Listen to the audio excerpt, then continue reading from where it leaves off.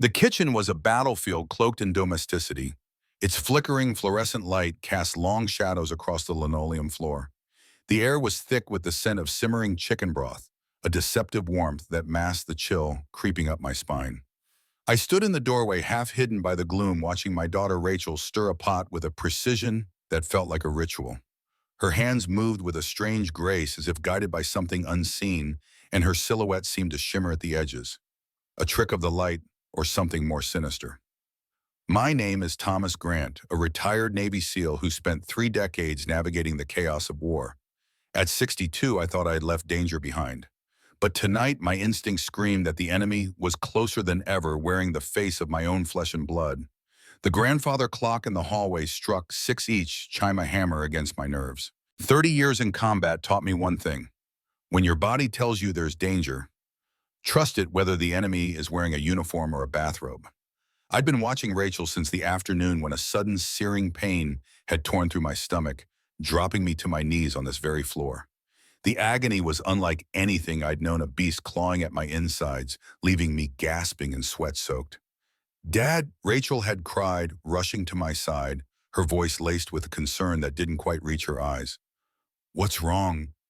I'd managed to groan, my vision blurring as I tried to focus on her face. "Something's wrong," I rasped, clutching my abdomen. "Feels like my stomach's burning from the inside." She'd knelt beside me, her hands fluttering over my shoulders, her touch too practiced, too perfect. "You're burning up," she said, pressing her palm to my forehead. "When did this start?" "After lunch," I muttered, leaning against the counter for support. "That sandwich you made." Her eyes widened, a flash of something, fear perhaps, or calculation crossing her face before she masked it with worry. "Maybe the turkey was bad," she said quickly. "I should have checked the expiration date." Her words were smooth, but they didn't land right. I'd survived ambushes in deserts and betrayals in back rooms. I knew a lie when I heard one. The pain had subsided by evening, but it left a residue of suspicion, a warning that echoed through my military-honed senses. Something was wrong, and it wasn't the turkey. Now, as I watched her in the kitchen, that suspicion hardened into certainty. Rachel thought I was upstairs resting, unaware of her movements. She didn't see me standing in the shadows. My breath held, my eyes locked on her hands. She reached into her pocket and withdrew a small vial, its glass catching the light in a way that made it pulse like a heartbeat trapped in crystal. The substance inside glowed faintly, a bluish mist that seemed to writhe alive with intent. My pulse quickened, a drumbeat of dread. This wasn't a household poison. It was something else, something that didn't belong in this world. With a flick of her wrist, she tipped a pinch of the glowing powder into the left bowl of soup, my bowl, the one always set at my usual spot at the table. The powder dissolved instantly, leaving no trace, but its glow lingered in my mind, a beacon of betrayal. She stirred the soup with a focus that bordered on reverence, her lips moving slightly, as if whispering to someone or something I couldn't see. My hands clenched into fists, but I stayed still, my training overriding the urge to storm in and demand answers. In war, you don't confront the enemy until you know their plan. I needed to know hers. When she turned to grab a dish towel, I moved. Silent as a specter, I crossed the kitchen in 3 steps, my slippers soundless against the floor. I swapped the bowls, placing the poisoned one at her seat, and retreated to my spot in the doorway. My heart thundered, but my hands were steady, the muscle memory of a soldier guiding me. 10 seconds start to finish. She didn't suspect a thing. "Dinner's ready, Dad," she called, her voice sweet but edged with something sharp like a blade hidden in silk. "Come down. It's just what you need for your stomach." I descended the stairs, each step deliberate, my face a mask of calm. The house felt different now, its familiar corners warped by the weight of what I'd witnessed. The family photos on the walls, Elizabeth and me on our wedding day. Rachel's gap-toothed grin at her first Christmas watched me like sentinels, their smiles accusing. I slid into my chair at the kitchen table, the bowl of untainted soup steaming before me. Across from me, Rachel sat, her own bowl glowing faintly in my mind's eye, though the poison was invisible now. "Thank you, sweetheart." I said, the words automatic, honed by years of fatherhood. I lifted a spoonful of soup to my lips, the broth rich and deceptively comforting. Rachel sipped hers, her eyes flickering to me, searching for something, weakness perhaps, or ignorance. I met her gaze, my expression neutral, but inside my mind was a storm. What was that substance? Why did it glow? And why, after all these years, had my daughter chosen this path? The silence between us was a living thing, heavy and suffocating. The only sounds were the scrape of spoons and the relentless ticking of the grandfather clock. I studied her, searching for the girl who used to climb into my lap during thunderstorms, her small hands clutching my shirt. That girl was gone, replaced by this woman whose eyes held secrets too dark to name. The glow of the powder haunted me, its ethereal light a riddle I couldn't solve. Was it poison or something more? In my years abroad, I'd heard whispers of substances that could bend reality, dust from forgotten tombs, elixirs that carried curses. I dismissed them as soldiers' tales, but now in my own kitchen, they felt all too real. "You're looking better, Dad," Rachel said, her voice breaking the silence. She dabbed her lips with a napkin, her movements precise. "The soup's helping, isn't it?" "It's perfect," I replied, keeping my tone even. "You always know how to take care of me." Her smile tightened, and for a fleeting moment I thought I saw a crack in her facade, a flicker of doubt or perhaps fear. Did she sense the switch? Could she feel the weight of her own trap closing around her? I pushed the thought aside, focusing on her bowl. How long before the poison took effect? What would it do to her? The uncertainty gnawed at me, but I kept my face impassive, a soldier's mask forged in battle. The clock chimed 7, its deep toll reverberating through the house. Each note felt like a warning, a countdown to an unknown fate. I pushed my chair back, feigning exhaustion. "I think I'll rest now," I said, standing slowly. "Let this settle." "Of course," Rachel said, rising to clear the dishes. As she turned away, I saw a tremor in her hand, a subtle shaking that hadn't been there before. The blue powder was taking effect. I climbed the stairs, my footsteps heavy with the weight of what I'd done. What kind of father switches bowls, knowing his daughter might be poisoned? But what kind of daughter tries to poison her father? The questions chased each other in my mind as I entered my bedroom. I didn't rest. Instead, I retrieved my phone and dialed a number I hadn't used in years. It rang 3 times before a gruff voice answered. "Marcus Reynolds speaking." "Marcus, it's Thomas. Thomas Grant." A pause, then a low chuckle. "Well, I'll be damned. The ghost of Boston calls." "What's it been 5 years?" "6, I corrected. "Listen, I need your help. Something's not right with Rachel." Marcus's tone shifted, the warmth replaced by professional focus. "Not right how?" I hesitated, the words sounding insane even in my head. "She tried to poison me, Marcus, with something that glows blue. I switched our bowls and now she's changing." Silence stretched between us, punctuated only by the soft static of the line. "Then I'll be there in 20 minutes. Don't confront her. Don't eat or drink anything else."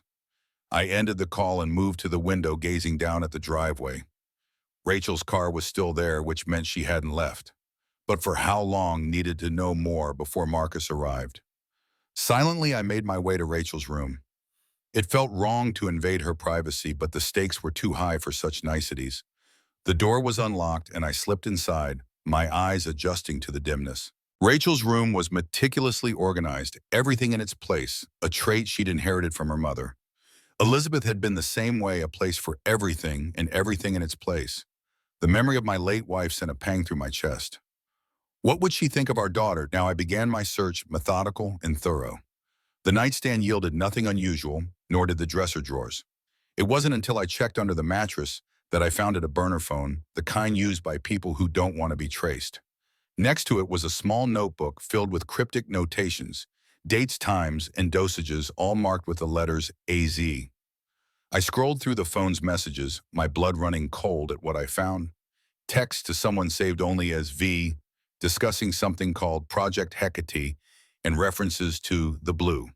The most recent message sent just hours ago chilled me to the core.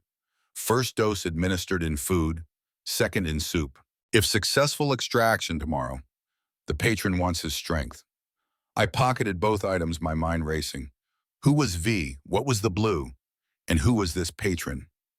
I needed answers, and I needed them fast. A soft creak in the hallway froze me in place. Rachel was coming upstairs. I quickly returned the mattress to its position and slipped into the closet, pulling the door nearly closed. Through the slim gap, I watched as Rachel entered the room. She moved differently now. her steps unsteady, her head tilting at odd angles as if listening to voices I couldn't hear. She sat on the edge of the bed, her hands trembling violently.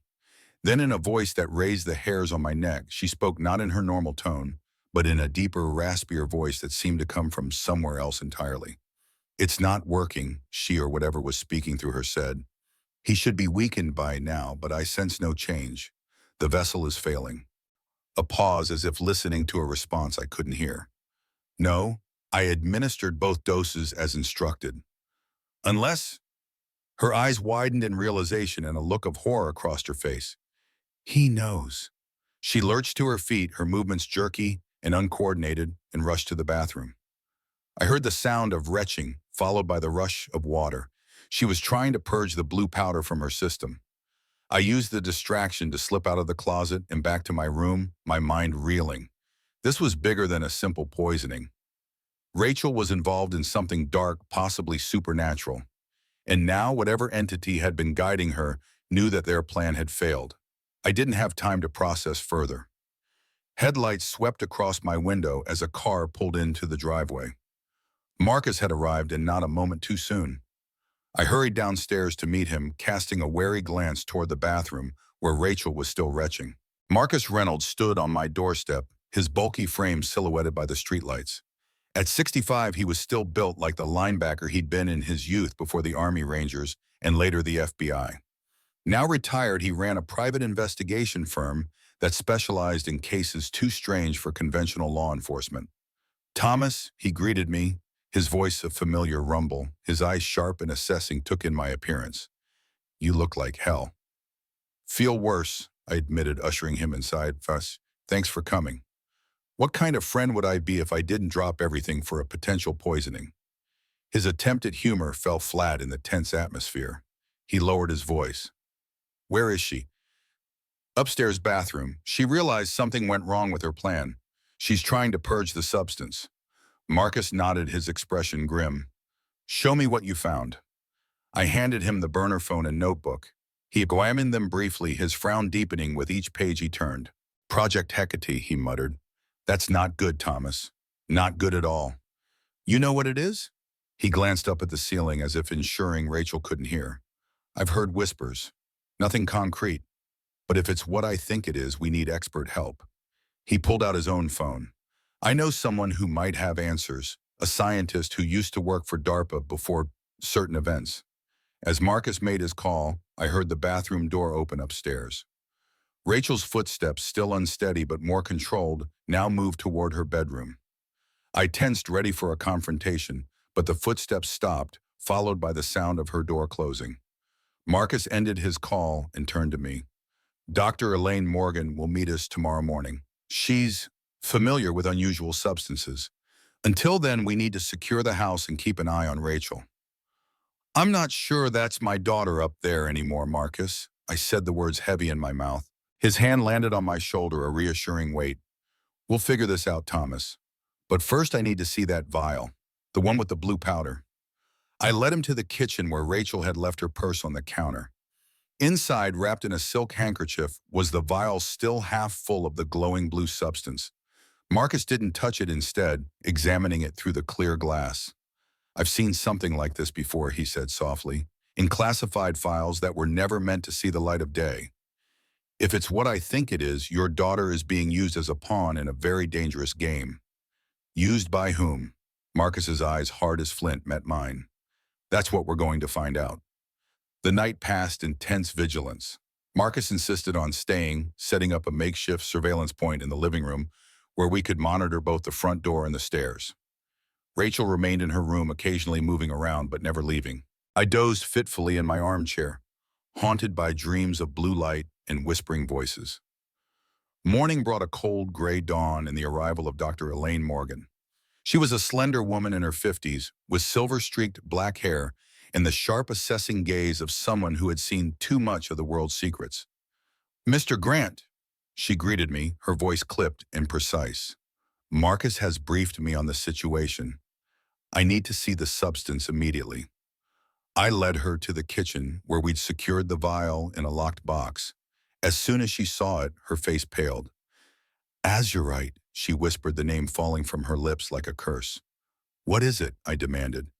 A mistake, she replied, her eyes never leaving the vial. A terrible mistake that should have been destroyed years ago. It's a neuroreactive nanopowder developed for psychological warfare. It was designed to create controllable hallucinations to make soldiers see their commanders as enemies, to turn armies against themselves. But it glows, I pointed out. And Rachel, she wasn't just hallucinating, something was speaking through her. Dars Morgan's eyes flicked to mine, then back to the vial. The project evolved. The scientists involved became obsessed. They claimed the powder could create a bridge between minds, allowing one consciousness to influence another. But the results were unstable, unpredictable. Test subjects began to exhibit signs of possession, speaking in voices that weren't their own. So the project was shut down, Marcus asked. Officially, yes, Dr. Morgan said. The research was ordered destroyed, but clearly someone preserved samples. And they've been refining it. She gestured to the vial. This version is more concentrated than anything in the official records. More dangerous. And my daughter has it in her system. I said, the reality of the situation crashing down on me with renewed force. Yes, which means someone is attempting to use her as a vessel, Dr. Morgan said grimly. The question is, for what purpose? And who is this patron mentioned in the messages? Before we could discuss further, a sound from upstairs caught our attention. Rachel's door opening, followed by her footsteps on the stairs. We quickly secured the vial and moved to the living room to intercept her. Rachel appeared at the bottom of the stairs looking pale but composed. Her eyes, however, held a strange, distant quality, as if she were looking through us rather than at us. Dad, she said, her voice uncertain. Who are these people? Friends, I said cautiously. How are you feeling, Rachel? She blinked slowly, her hand rising to her temple. Strange, I had bizarre dreams. Someone was talking to me, telling me to...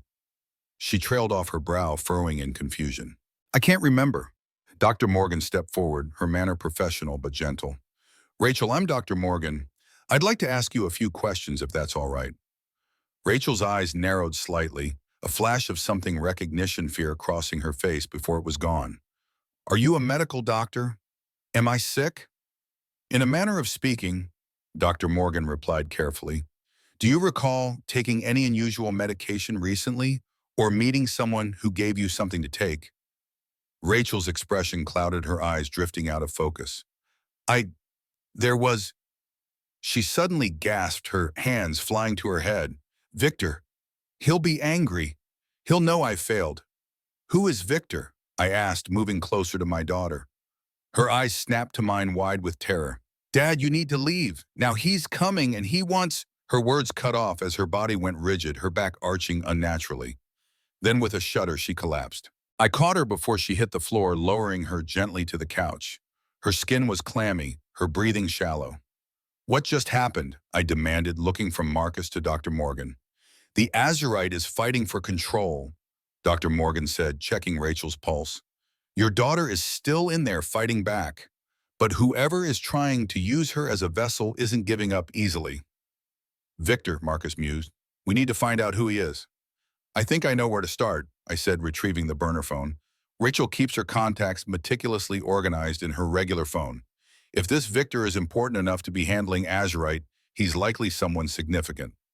A quick search revealed several prominent Victors in Rachel's contact list, but one stood out: Victor Krieger, CEO of Krieger Pharmaceuticals, a company specializing in experimental neurological treatments. His contact entry included multiple phone numbers, email addresses, and a note.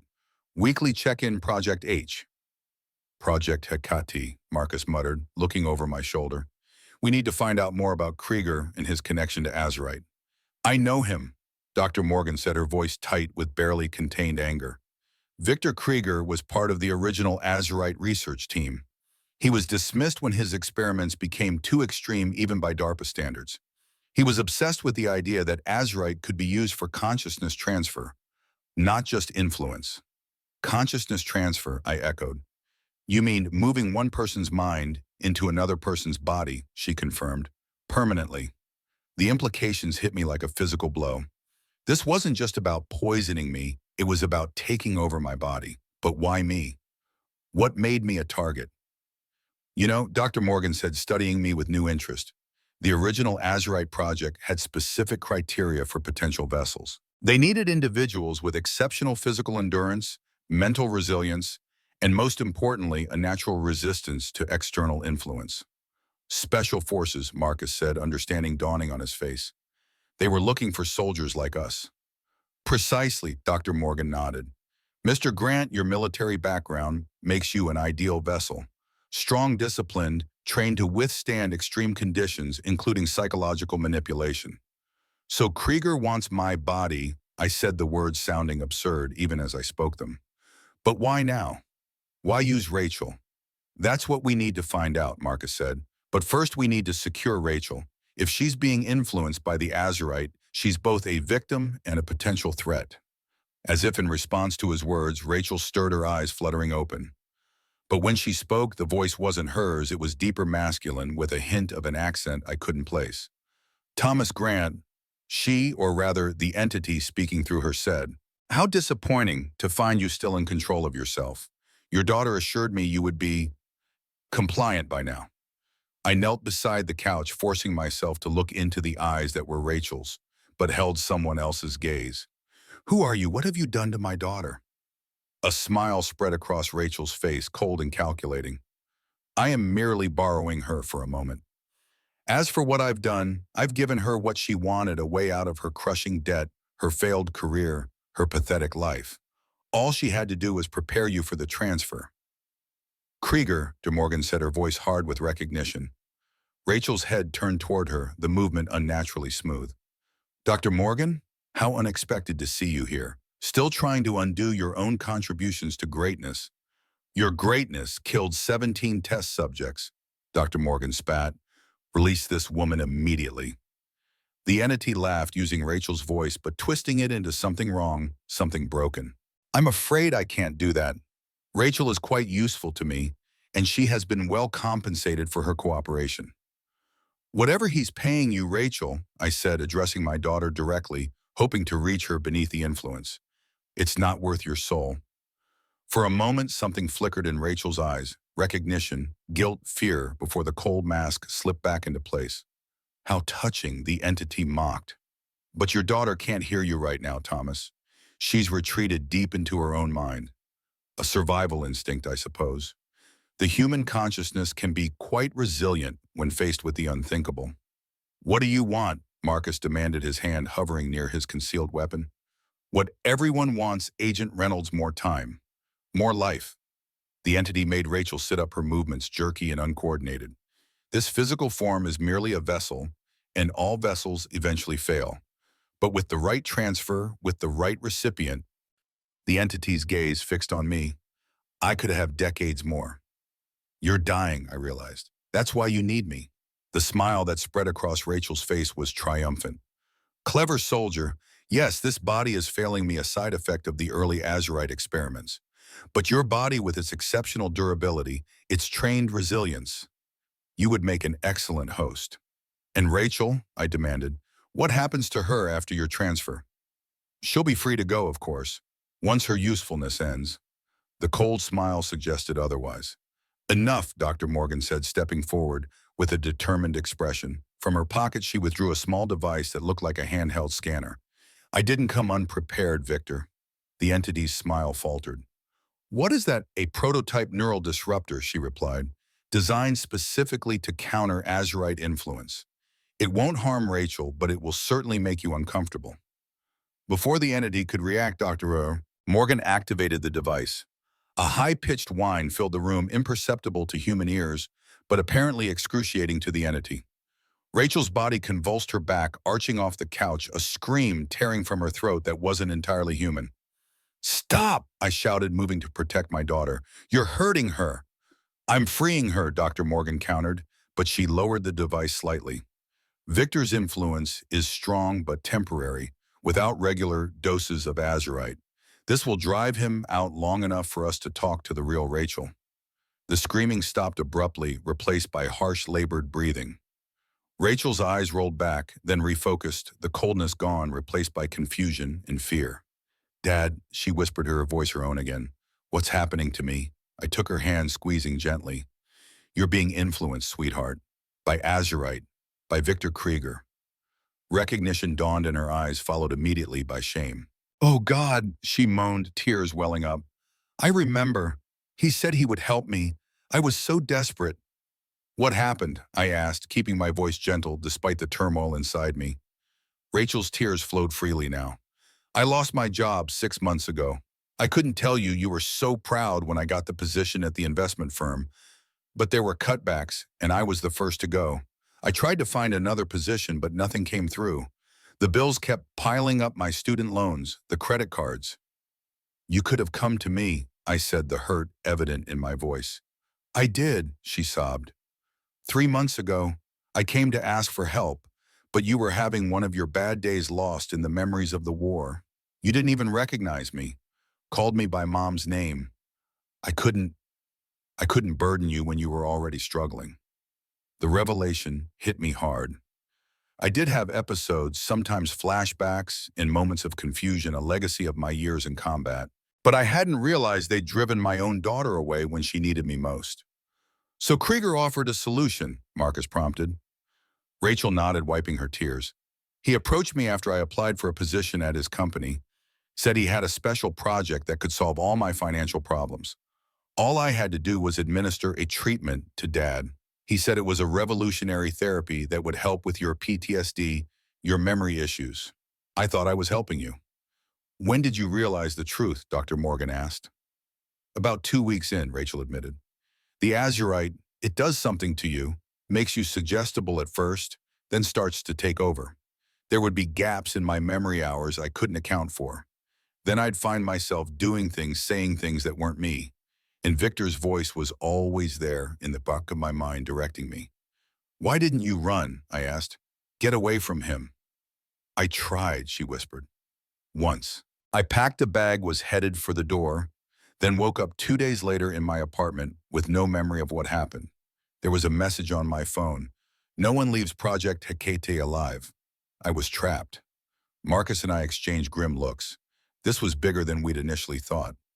"Rachel," Dr. Morgan said, her tone gentle but urgent, "I need you to tell us everything you know about Project Hecate and Victor's plans. The disruption is temporary. We don't have much time before he tries to reassert control." Rachel swallowed hard, visibly gathering her strength. "Project Hecate is about consciousness transfer. Victor has refined the azurite to create a bridge between minds, allowing him to project his consciousness into others temporarily. But he's working on making it permanent, a complete transfer. He needs someone whose body won't reject the transfer, someone with natural resistance to psychological influence." "Someone like a Special Forces veteran," I supplied. She nodded miserably. "That's why he chose you. He's been tracking potential vessels for years. Former military, especially those with advanced combat training, are prime candidates." "But why me specifically?" I pressed. "There must be thousands of retired special ops personnel in the country." A shadow crossed Rachel's face. "Because you already had a connection to the project. Mom, she worked with Victor in the early days of Azurite research. She was the one who first identified the potential for consciousness bridging." The revelation struck me like a physical blow.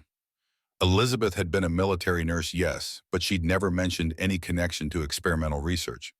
We'd met during my recovery from a mission gone wrong in Afghanistan, fallen in love, and built a life together until cancer took her 5 years ago. "That's impossible," I said, shaking my head. "Your mother was a nurse, not a scientist." "She was both," Rachel said softly. "She never told you about her research work because it was classified. I only found out when Victor showed me her files. She was brilliant, Dad, and when she realized how dangerous Azurite could be, she tried to shut the project down. That's why she left. The research field, went back to traditional nursing." The pieces began to fall into place. Elizabeth's nightmares, her occasional references to mistakes she'd made in her past work, her insistence that Rachel pursue any field except neuroscience or pharmaceutical research. "Victor believes Mom stole something from the project before she left," Rachel continued, "something that would complete his work. He's convinced it's hidden somewhere in our house, our possessions." "What is it?" Marcus asked. "What could be so important after all these years?" "A stabilizing agent," Dr. Morgan answered, her expression grave. "The missing component that would allow for permanent consciousness transfer without degrading the host body." Without it, the transfer is temporary, and repeated transfers cause increasing damage to both the invading consciousness and the host. That's why he's dying, I realized. Too many temporary transfers have damaged his original body. In his mind, Dr. Morgan added, the Victor Krieger I knew was ruthless and amoral but brilliant. If he's deteriorated to the point of using Azurite to speak through others, his condition must be advanced. Rachel suddenly gasped, her hands flying to her temples. He's coming back, she said, her voice tight with pain. I can feel him pushing at the edges of my mind. Dr. Morgan raised the neural disruptor again, but Rachel waved it away. No, she said firmly. We can use this. Let him think he's regaining control, but I'll fight to maintain awareness. I can feed him false information, make him think his plan is working. That's too dangerous, I objected. He could take over completely. Rachel's eyes met mine, determination shining through the fear. Dad, I got myself into this mess. Let me help get us out. Besides, I have one advantage. I know something Victor doesn't. What's that? Marcus asked. Rachel's gaze dropped to her hands. I found what Mom hid about a month ago when I was cleaning out the attic. I didn't know what it was then, but now, she looked up at us. It's a ring, an old silver ring with strange markings. When I touched it, it felt warm, and for a brief moment, the Azurite's influence disappeared completely. Victor doesn't know I found it. My mind raced back to the box of Elizabeth's personal effects I'd stored in the attic after her death, items too painful to look at, but too precious to discard. Among them had been her jewelry box containing pieces I'd given her over the years and family heirlooms passed down through generations. Where is it now? I asked urgently. Hidden in my room, Rachel replied. Inside the hollow leg of my bedside table. The one place Victor never thought to look during his intrusions into my mind. Dr. Morgan's eyes widened. If it's what I think it is, that ring could be the key to countering the Azurite permanently. Elizabeth was researching protective measures against consciousness intrusion. She theorized that certain metals, when properly treated, could create a barrier against Azurite influence. Rachel's expression suddenly changed, her features contorting in pain. He's coming, she gasped. Get the ring. Use it against him. I'll try to hold him off as long as I can. I squeezed her hand one last time, then rose to my feet. Marcus, stay with her. Dr. Morgan with me. We need to find that ring. As we hurried upstairs, I heard Rachel begin to convulse behind us, fighting her internal battle with a strength I hadn't known she possessed. My daughter, my brave, desperate daughter, was risking everything to undo her mistake. I wouldn't let her fight alone. The ring was exactly where Rachel had described, concealed in the hollow leg of her bedside table. It was an unusual piece, silver with intricate runes carved around its band, and a small blue stone that seemed to absorb light rather than reflect it. When I picked it up, it was warm to the touch, as if it had been lying in sunlight instead of hidden in darkness. This is it, Dr. Morgan breathed, examining the ring without touching it. Elizabeth's countermeasure. The markings are consistent with her theoretical work on Azurite neutralization. I slipped the ring onto my finger and immediately felt a strange sensation, a clarity as if a fog I hadn't known was there had suddenly lifted. It's doing something, I said. I feel more present somehow. The ring is creating a protective field against Azurite influence, Dr. Morgan explained. It won't stop a full attack, but it will give you an edge. Now we need to... A scream from downstairs cut her off. Rachel's voice filled with terror and pain. We rushed back to the living room to find Marcus restraining her, thrashing form, her eyes rolled back, showing only whites. He's taking full control. Marcus grunted, struggling to keep Rachel from hurting herself. I can't hold her much longer. I approached the ring, glowing faintly now, its warmth increasing as I neared my daughter. Rachel, I called, trying to reach her through Krieger's influence. Fight him, sweetheart. I'm here. Her thrashing slowed, her eyes rolling forward to fix on me, or rather on the ring. The voice that emerged was not Rachel's, nor was it the cold, controlled tone Krieger had used before. This was something raw, panicked. The ring, it hissed. The abomination. Keep it away. I stepped closer, holding out my ringed hand. Let my daughter go, Krieger. Whatever you're trying to accomplish, it's over. Rachel's body went rigid, then collapsed like a puppet with cut strings. For one terrible moment, I thought we'd lost her, then her eyes opened clear and her own once more. Dad, she whispered, her voice hoarse from screaming. The ring. It worked. He's gone, at least for now. I knelt beside her, cradling her face in my hands. Are you hurt? She shook her head weakly. Just tired. So tired. But listen, he'll be back, and not just through me. There are others, Dad. Other victims being used to prepare vessels for the adepts. The adepts, Marcus echoed. Who are they? Victor's backers. Rachel explained, her voice gaining strength. A secret society of wealthy elites who've been funding his research. They're all dying cancer, old age, degenerative diseases, and they want new bodies. Young, strong bodies. They've been planning this for decades. Dr. Morgan's face paled. That's why the Azurite research continued underground. It wasn't just Victor's obsession, he had powerful patrons. And they're ready to move forward, Rachel continued urgently. Tomorrow night, there's a gathering at Krieger Pharmaceuticals' research facility. All the adepts will be there for the first permanent transfer of Victor into you, Dad. They need to see it work before committing themselves. I exchanged grim looks with Marcus and Dr. Morgan. This had just escalated from a personal threat to a conspiracy of unknown proportions. We need a plan, Marcus said, his voice grim. A way to stop not just Krieger, but this entire organization. I think I might have one, I said, the outline of a strategy forming in my mind. But it's dangerous and it hinges on something that might not be possible. What's that? Dr. Morgan asked. I looked down at my daughter, hating what I was about to suggest, but seeing no alternative. We need to let them think their plan is working. We need to let Rachel go back to Krieger, convinced that I've been properly dosed with Azurite and am ready for the transfer. No, Rachel protested, trying to sit up. He'll know I'm lying. He can see into my mind when the Azurite is active. Not if you're protected, I said, slipping the ring from my finger and pressing it into her palm. This will shield your thoughts, give you the strength to maintain your own consciousness, while presenting him with what he expects to see. It's risky, Dr. Morgan warned. The ring was designed as a personal protection, not as a deception tool.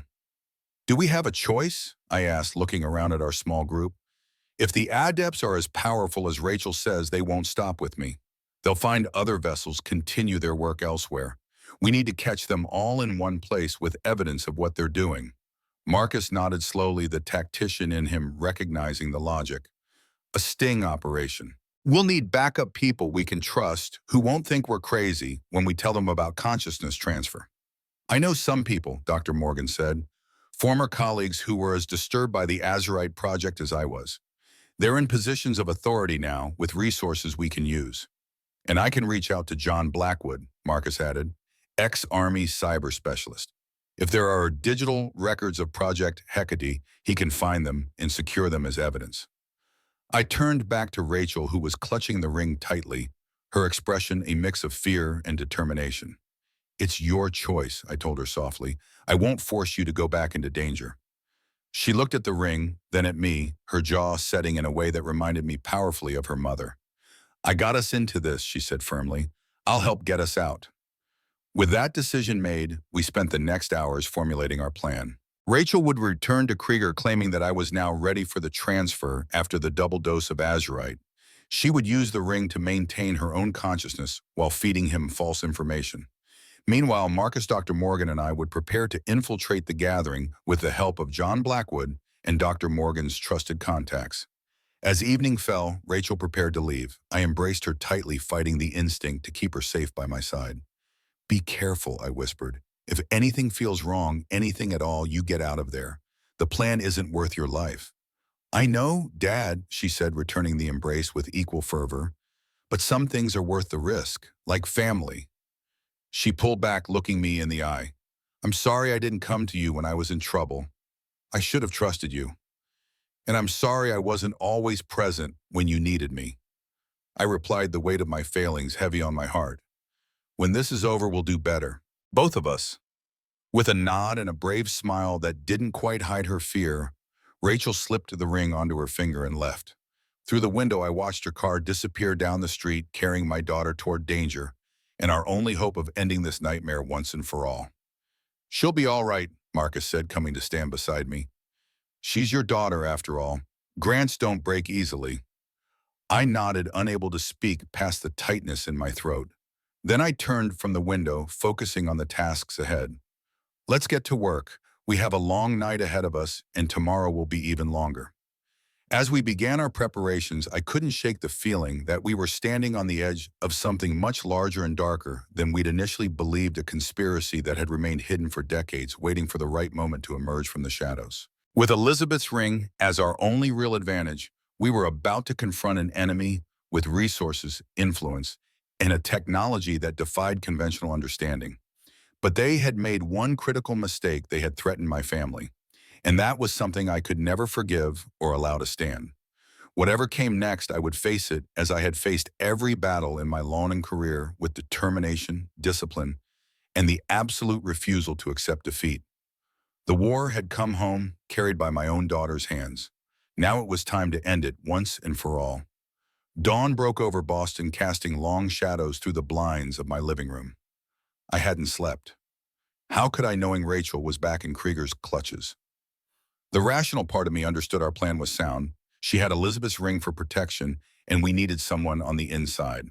The father in me wanted to storm Krieger Pharmaceuticals and bring my daughter home. "Stop pacing," Marcus said from his position at the window. "You'll wear a hole in the floor." "She should have checked in by now," I replied, checking my phone for the 100th time. We'd agreed Rachel would send a coded text when she was safely positioned at Krieger's facility. "Weather looks good for fishing tomorrow." Simple, innocuous something that wouldn't raise suspicions if intercepted. "Give her time," Marcus counseled. "Getting Krieger to trust her again isn't simple, especially if he suspects the azurite dosing went wrong." The doorbell interrupted my response. Dr. Morgan had left last night to contact her allies and gather equipment. Perhaps she'd returned with news. Instead, I opened the door to find a solidly built black man in his 50s, with close-cropped gray hair and intelligent eyes that missed nothing. "Thomas Grant?" he asked, his deep voice carrying the crisp precision of military training. "Who's asking?" A slight smile. "John Blackwood. Marcus called me." He held up a weathered laptop bag. "Thought you might need some technical assistance with your unusual situation." I stepped aside, allowing him entry, just as my phone chimed with a text. Relief flooded through me as I read Rachel's message. "Weather looks good for fishing tomorrow. Bringing extra bait." "She's in," I announced, showing the message to Marcus. "And extra bait suggests she's gained additional information." "Good," Marcus nodded, then turned to Blackwood. "John, thanks for coming on short notice. I know retirement in Colorado was treating you well." "Until you mentioned Project Hecate," Blackwood replied grimly, setting down his bag and unpacking a sleek laptop. "Some ghosts don't stay buried no matter how deep you dig the grave." "You know about the project?" I asked, surprised. Blackwood's expression darkened. "I worked cybersecurity for DARPA during the initial phase. Saw things that still give me nightmares." He powered up his laptop. "When Marcus mentioned azurite and consciousness transfer, I caught the first flight out. Some threats you don't monitor from a distance."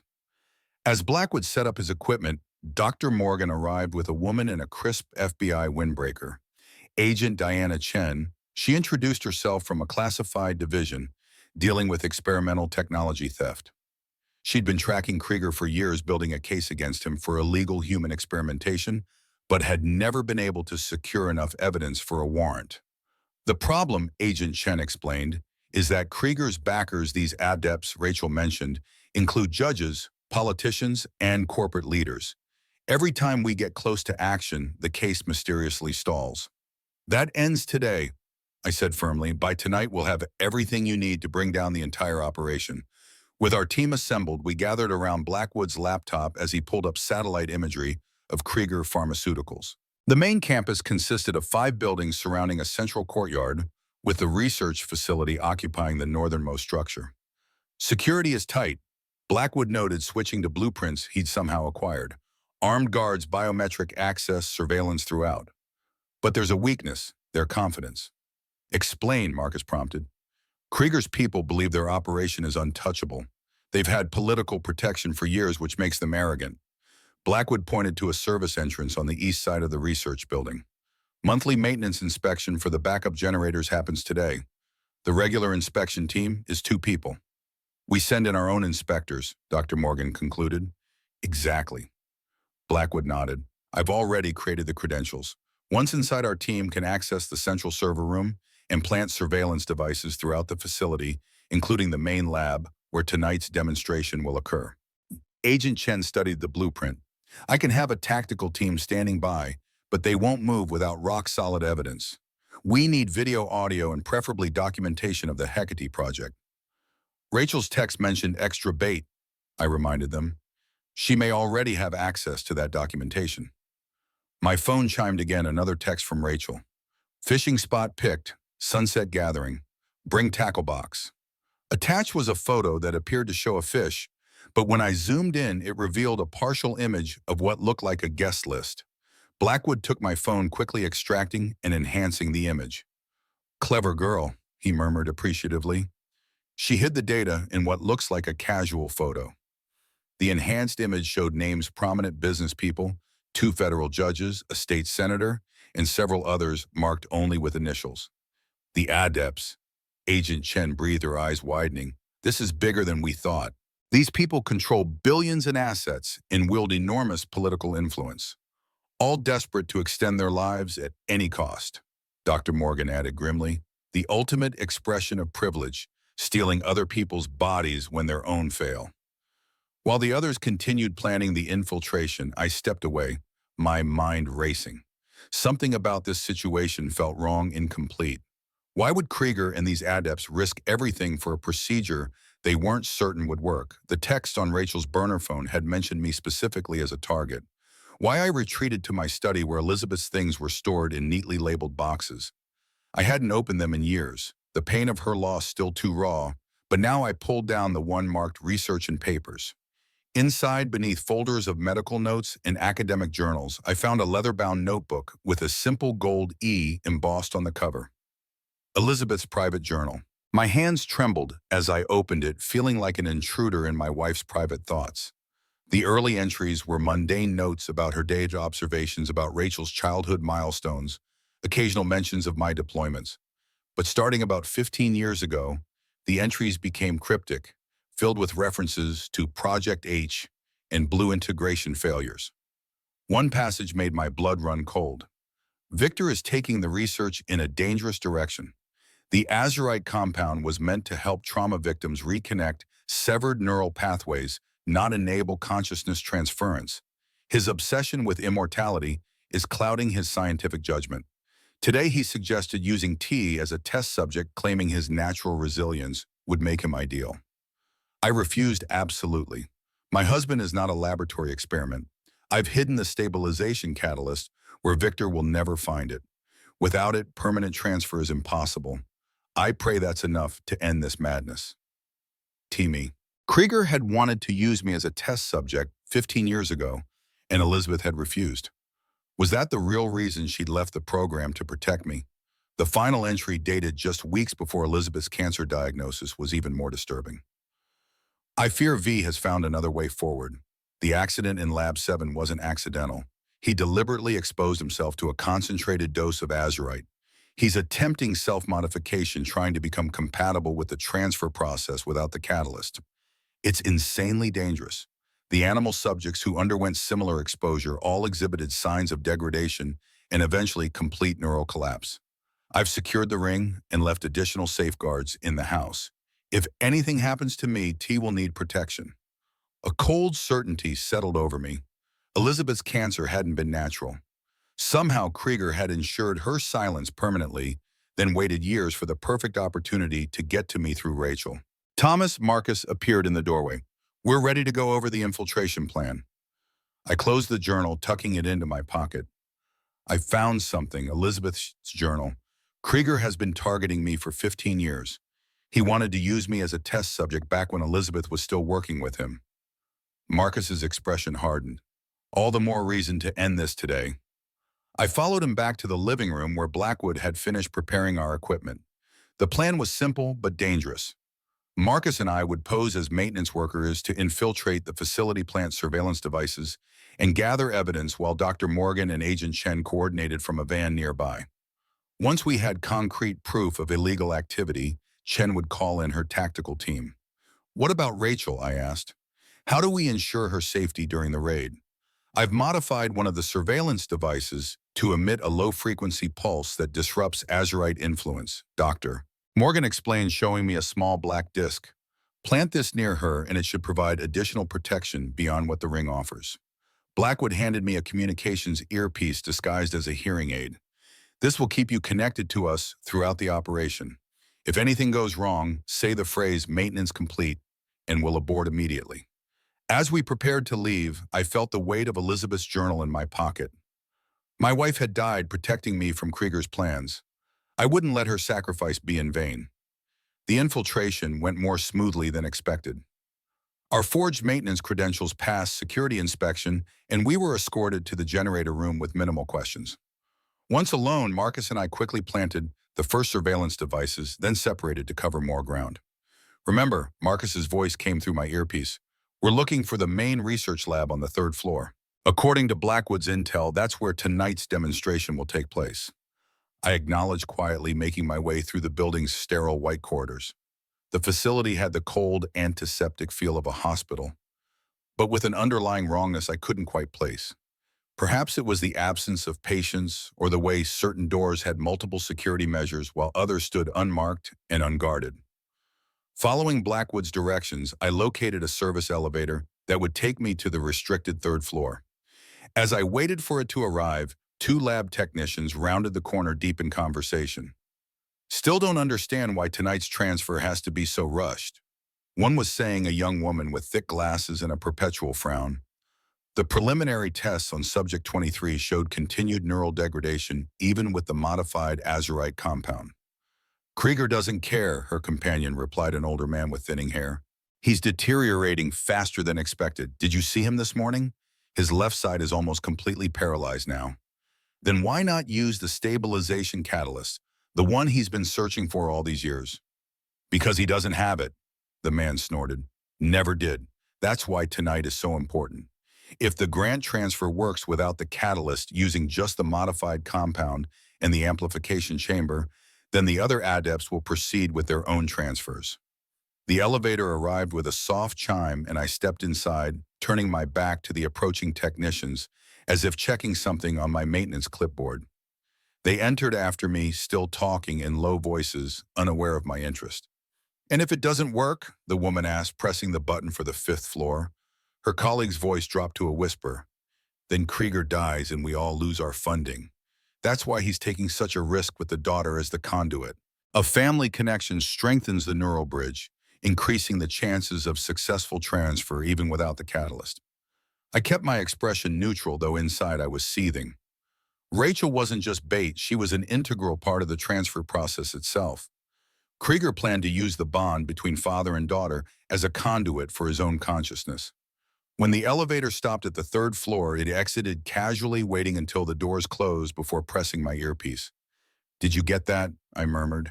Every word Blackwood confirmed from the van, and it confirms our suspicions about why Rachel specifically was chosen. The familial bond creates a stronger neural pathway for the Azurite to follow, which means Rachel is in even greater danger than we thought, I concluded. Krieger won't just discard her after the transfer, he'll need her to maintain the connection until it stabilizes. Focus on finding the main lab, Agent Chen interjected. We need visual confirmation of the setup before I can get approval for the raid. Following Blackwood's directions, we navigated the labyrinthine corridors until I reached a set of double doors marked simply Research Lab A. Unlike most doors in the facility, this one had a simple keycard reader rather than biometric security, probably to allow the adepts easy access for tonight's demonstration. I'm at the lab A, I reported quietly, but I need a keycard. Hold tight, Marcus responded. I'm on my way with a solution. While waiting, I planted surveillance devices in the hallway, carefully positioning them to capture anyone entering or leaving the lab. 5 minutes later, Marcus appeared around a corner, accompanied by a security guard who appeared dazed and compliant. Our new friend here is going to help us access the lab, Marcus explained casually for the benefit of any observers. The guard's eyes were unfocused, his movements sluggish. Morgan provided a mild sedative disguised as a breath mint. He thinks he's escorting us to check a faulty light fixture. The guard obediently swiped his keycard, granting us access to the lab. Inside, I felt a chill that had nothing to do with the room's temperature. The space was dominated by two reclining chairs that resembled dental stations, connected by a tangle of wires and tubes to machines whose purpose I could only guess at. Between them stood what appeared to be a glass chamber filled with swirling blue mist azurite in its gaseous form. "The amplification chamber," I whispered, recognizing it from the technician's conversation. "Plant the devices quickly," Marcus urged, keeping watch by the door. "Our sedated friend won't stay compliant forever." I worked rapidly, placing cameras and microphones in strategic locations throughout the lab. As I approached the amplification chamber, I felt a strange warmth in my pocket. Elizabeth's journal was heating up, reacting to the proximity of the azurite. Curious, I placed a hand on the glass chamber. Immediately, the swirling mist seemed to respond, gathering toward my palm, as if attracted to my touch. "Thomas, what are you doing?" Marcus hissed. "We need to go." "1 second," I replied, pulling Elizabeth's journal from my pocket. The book was now uncomfortably hot, its leather cover glowing faintly along the embossed E. Acting on instinct, I held it close to the chamber. The reaction was immediate and dramatic. The azurite mist recoiled from the journal as if repelled, swirling violently before settling into a stable pattern on the opposite side of the chamber. "It's a repellent," I realized. Elizabeth didn't just hide the catalyst, she created a countermeasure. "Fascinating, but we've got company," Marcus warned. "2 lab techs heading this way. We need to move." Pocketing the journal, I quickly planted the final device, the azurite disruptor Dr. Morgan had provided for Rachel, beneath one of the reclining chairs. We exited the lab just as the technicians rounded the far corner, guiding our sedated security guard back toward the service elevator. "Mission accomplished," I reported through the earpiece. "The lab is wired for surveillance, and we've discovered something unexpected about Elizabeth's journal." "What about Rachel?" Dr. Morgan asked. "Did you see her?" "No sign of her yet," I admitted, concern gnawing at me. "But we know she's expected for tonight's procedure." Back in the surveillance van, we reviewed the footage already coming in from our planted devices. The lab was a hive of activity, with technicians preparing equipment and running diagnostics on the amplification chamber. "Based on what we're seeing, Krieger plans to use Rachel as a conduit for the consciousness transfer," Blackwood explained, pointing to a schematic he'd pulled from the facility's servers. "Her azurite exposure has created a neural pathway that Krieger intends to exploit. He'll project his consciousness through her and into you, Thomas." "Can we prevent it?" I asked. "The disruptor you planted should help," Dr. Morgan said. "But the safest approach is to stop the procedure before it begins. Agent Chen, do we have enough evidence yet?" Agent Chen was reviewing the surveillance footage with a grim expression. "Almost. We need Krieger on camera explicitly discussing the consciousness transfer. Without that, his lawyers could claim this was all legitimate medical research." "Then we continue as planned," I decided. "Marcus and I will exit the facility, then return tonight with the rest of the maintenance team for a follow-up inspection right before the demonstration. That should put us in position when the adepts arrive." As we finalized our exit strategy, Blackwood suddenly stiffened, his eyes fixed on his laptop screen. "We have a problem," he announced, turning the screen to show us a security feed from the facility's lobby. Rachel had just entered, escorted by 2 guards, but her posture was wrong, too rigid, her movements too precise. "That's not Rachel," I said immediately, "or at least not Rachel in control. The ring should have protected her." Dr. Morgan frowned. Unless Krieger found it," I finished grimly. "We need to move up our timetable." Agent Chen shook her head. "Without explicit evidence of illegal activity, my hands are tied. I can't authorize a tactical response based on your daughter's body language." Frustration surged through me, but I forced it down. Losing control now wouldn't help Rachel. "Then we stick to the plan, but accelerate it. Marcus and I will exit now and prepare for tonight's infiltration." As we gathered our equipment, a new alert sounded from Blackwood's laptop. "Incoming message," he reported, opening a secure channel. "It's from the surveillance device in the main lab." The audio was faint but clear enough to recognize Rachel's voice, or rather, Rachel's voice altered by Krieger's influence. "The vessel is prepared," she was saying to someone off camera. "The father believes he has outwitted us by switching bowls, but the azurite was in both. A lower dose in his enough to make him susceptible without alerting him to the influence." Ice formed in my veins. I hadn't escaped Krieger's plot. By switching the soup bowls, I'd merely received a lower dose of azurite, one designed to make me vulnerable to the full transfer procedure. That changes things, Marcus said quietly.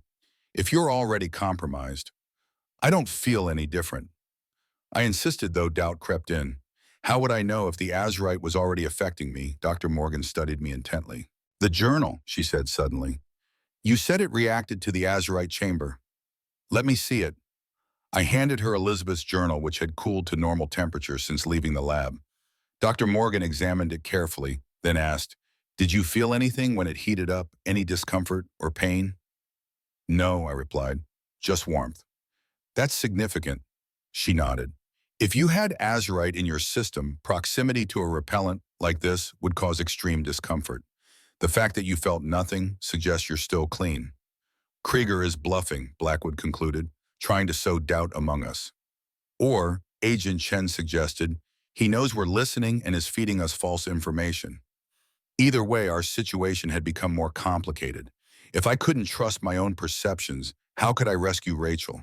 And if Krieger was aware of our surveillance, we might be walking into a trap. We need help, I decided. Someone Krieger doesn't know about, someone who can approach from an unexpected angle. Marcus raised an eyebrow. You're thinking of John's special friend. Blackwood grimaced. Calling her a friend is stretching it, but yes, she could help, assuming she's willing. Who are we talking about? Agent Chen asked. Charlotte Wells, Blackwood explained. Ex-CIA psychological operations specialist. Now works as a security consultant. She's an expert in counter-influence techniques and has experience with unusual situations. Can she be trusted? Dr. Morgan asked. With your life, no, Blackwood said bluntly. With this mission, absolutely. Charlotte hates Krieger more than any of us. He used her sister as an early azurite test subject. The procedure failed catastrophically. The decision was made.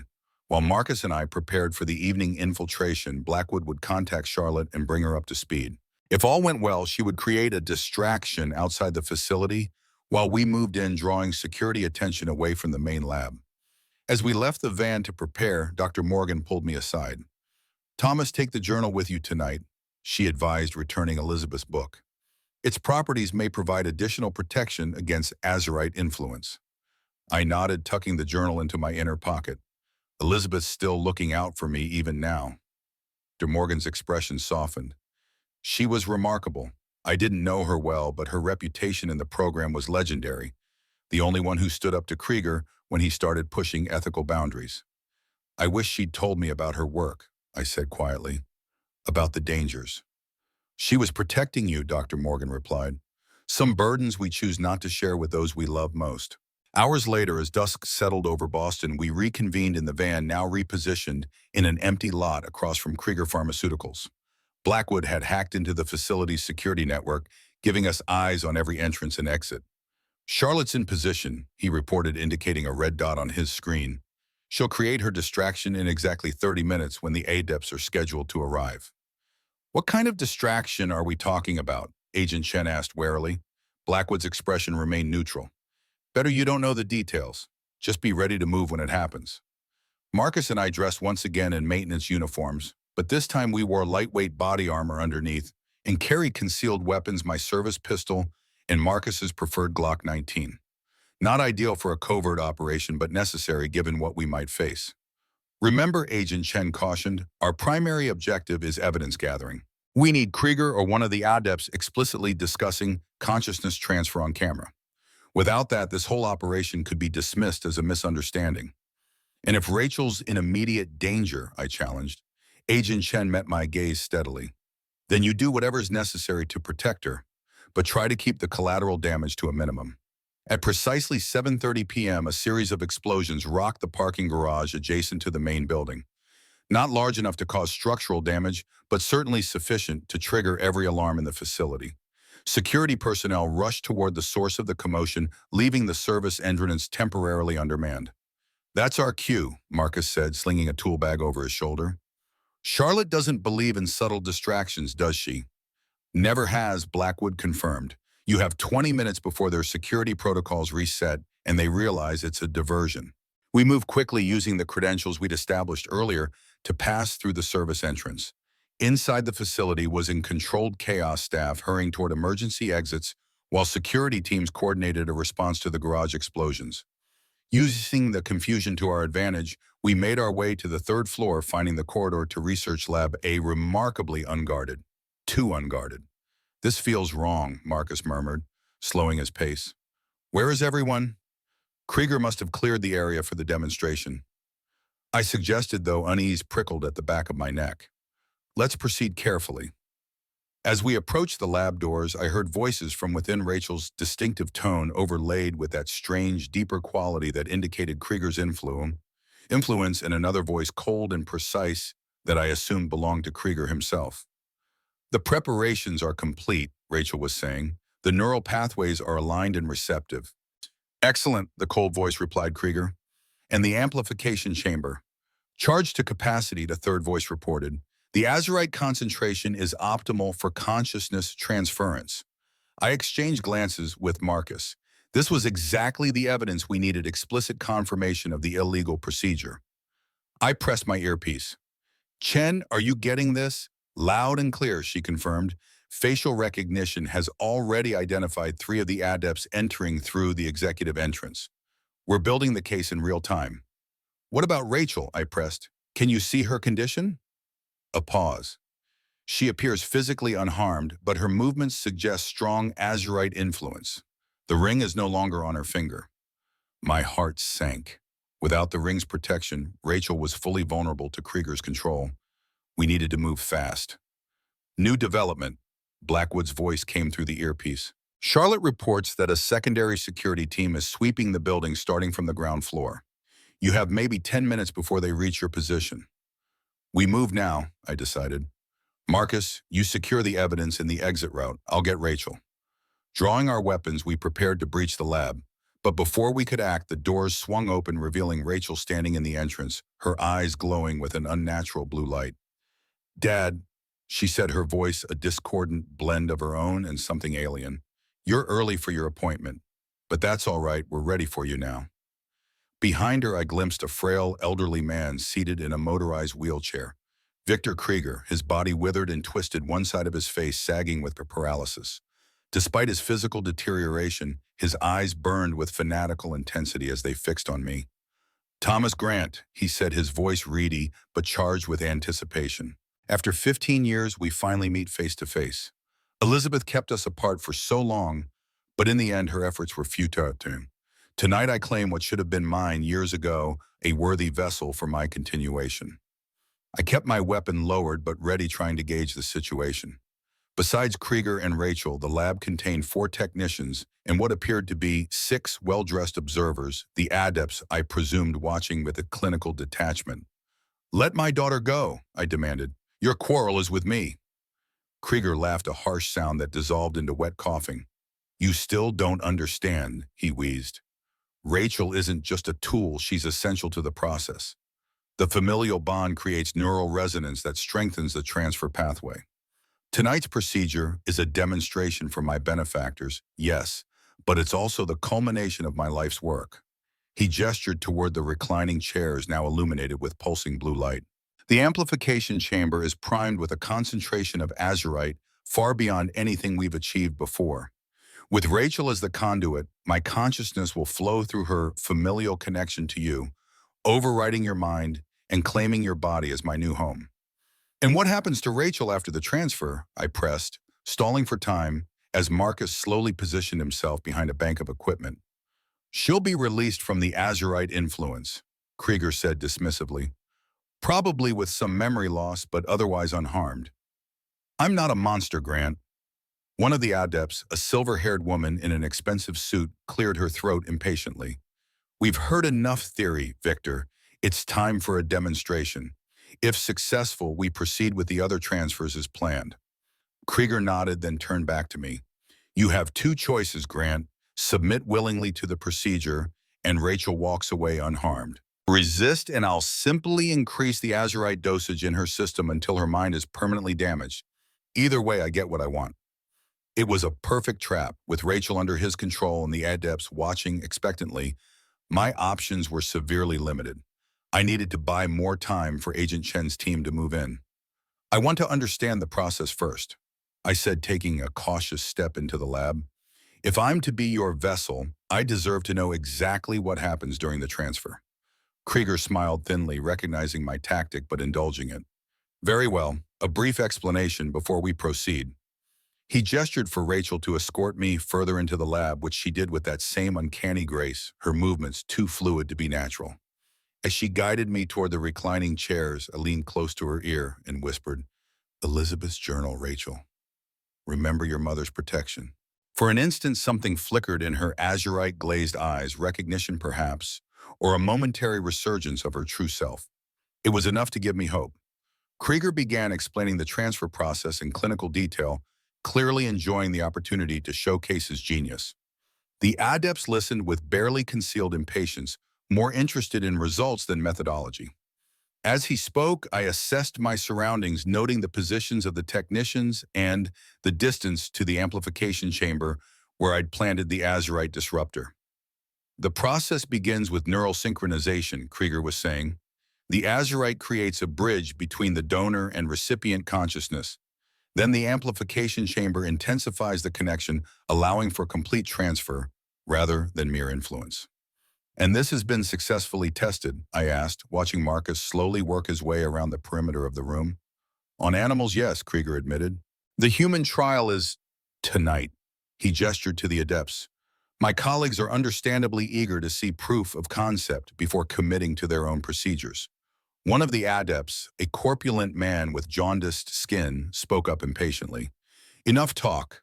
My condition worsens by the day, and I've paid handsomely for a solution. Begin the procedure." Krieger nodded to a technician who approached with what looked like a modified intravenous line.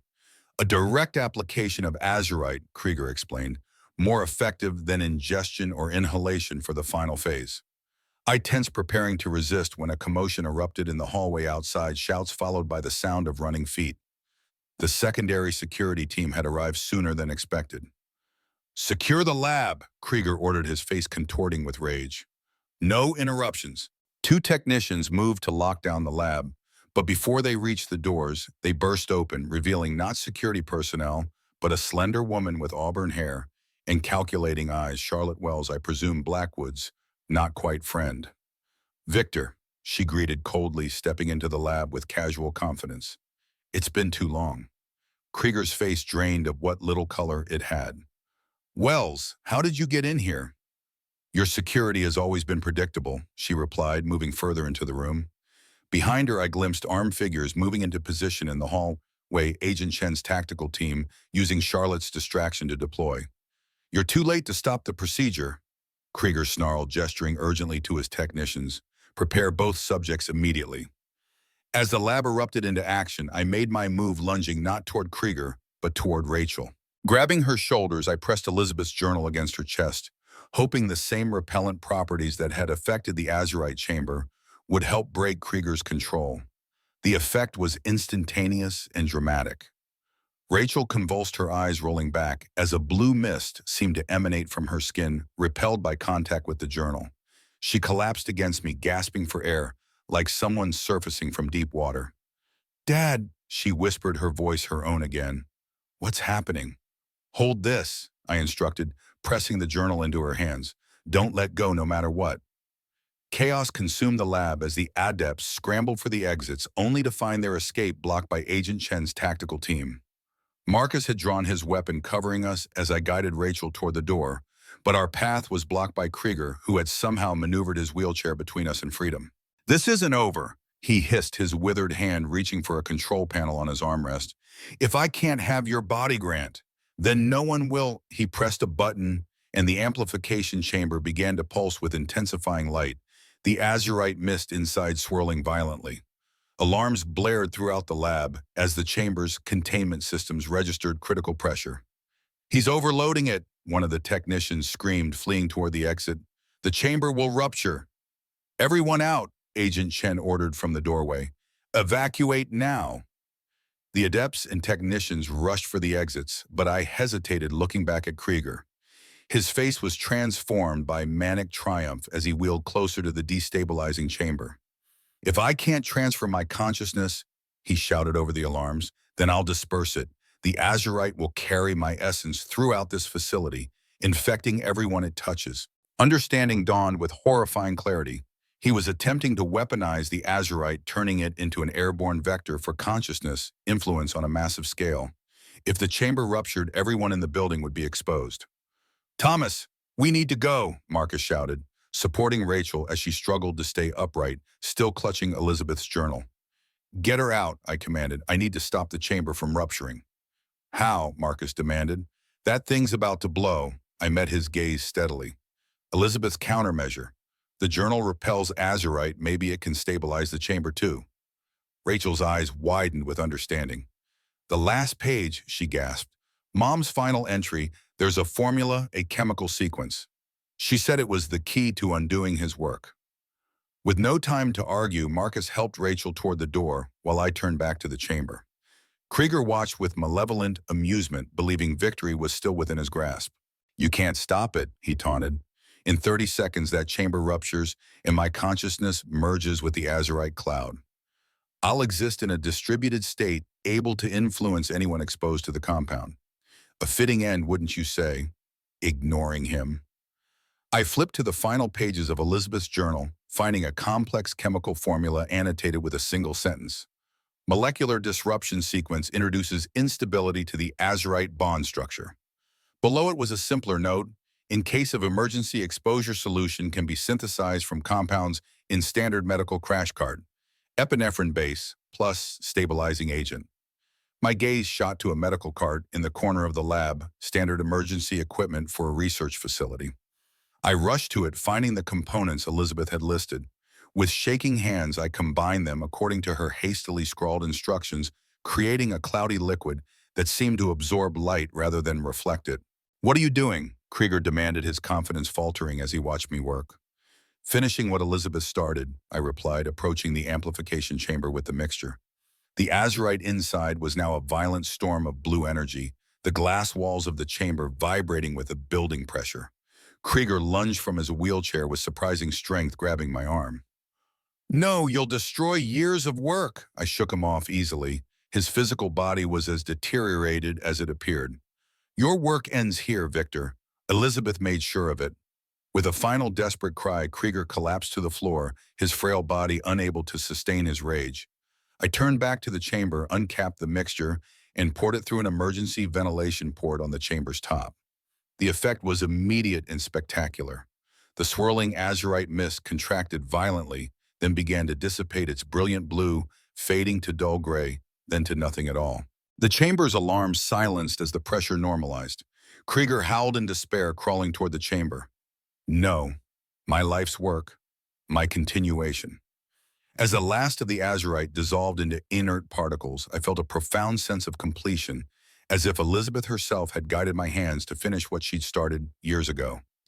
Agent Chen entered the lab with 2 tactical officers surveying the neutralized chamber with professional assessment. "The threat is contained." "Yes," I confirmed, helping a subdued Krieger back into his wheelchair. "Elizabeth's formula neutralized the azurite completely. It should work on all existing samples as well." "Good work." Chen nodded, signaling her officers to take custody of Krieger. "We've secured the adepts and the research staff. The evidence from your surveillance devices is more than enough for multiple federal charges." As they led Krieger away, he fixed me with a final venomous glare. "This isn't over, Grant. The azurite research exists in other places with other researchers. The pursuit of transcendence doesn't end with my arrest." I met his gaze steadily. "Maybe not, but your part in it is finished." In the hallway outside, I found Rachel sitting against the wall, still clutching Elizabeth's journal to her chest. The ordeal had left her pale and exhausted, but her eyes were clear of azurite influence. "Hey," I said softly, kneeling beside her. "You okay?" She managed a weak smile. "Define okay. I've been mind-controlled by a megalomaniac scientist used as a pawn in a consciousness transfer experiment and nearly died when an azurite chamber almost exploded. But I'm alive, and I'm me again. So, yes." I laughed despite everything, relief washing through me. "That's my girl." Marcus approached, holstering his weapon. "Blackwood reports that the building is secure. All Azurite samples have been contained, and Agent Chen's team is rounding up the last of Krieger's associates. What about Charlotte? I asked. Disappeared the moment the tactical team moved in. Marcus shrugged. That's her way.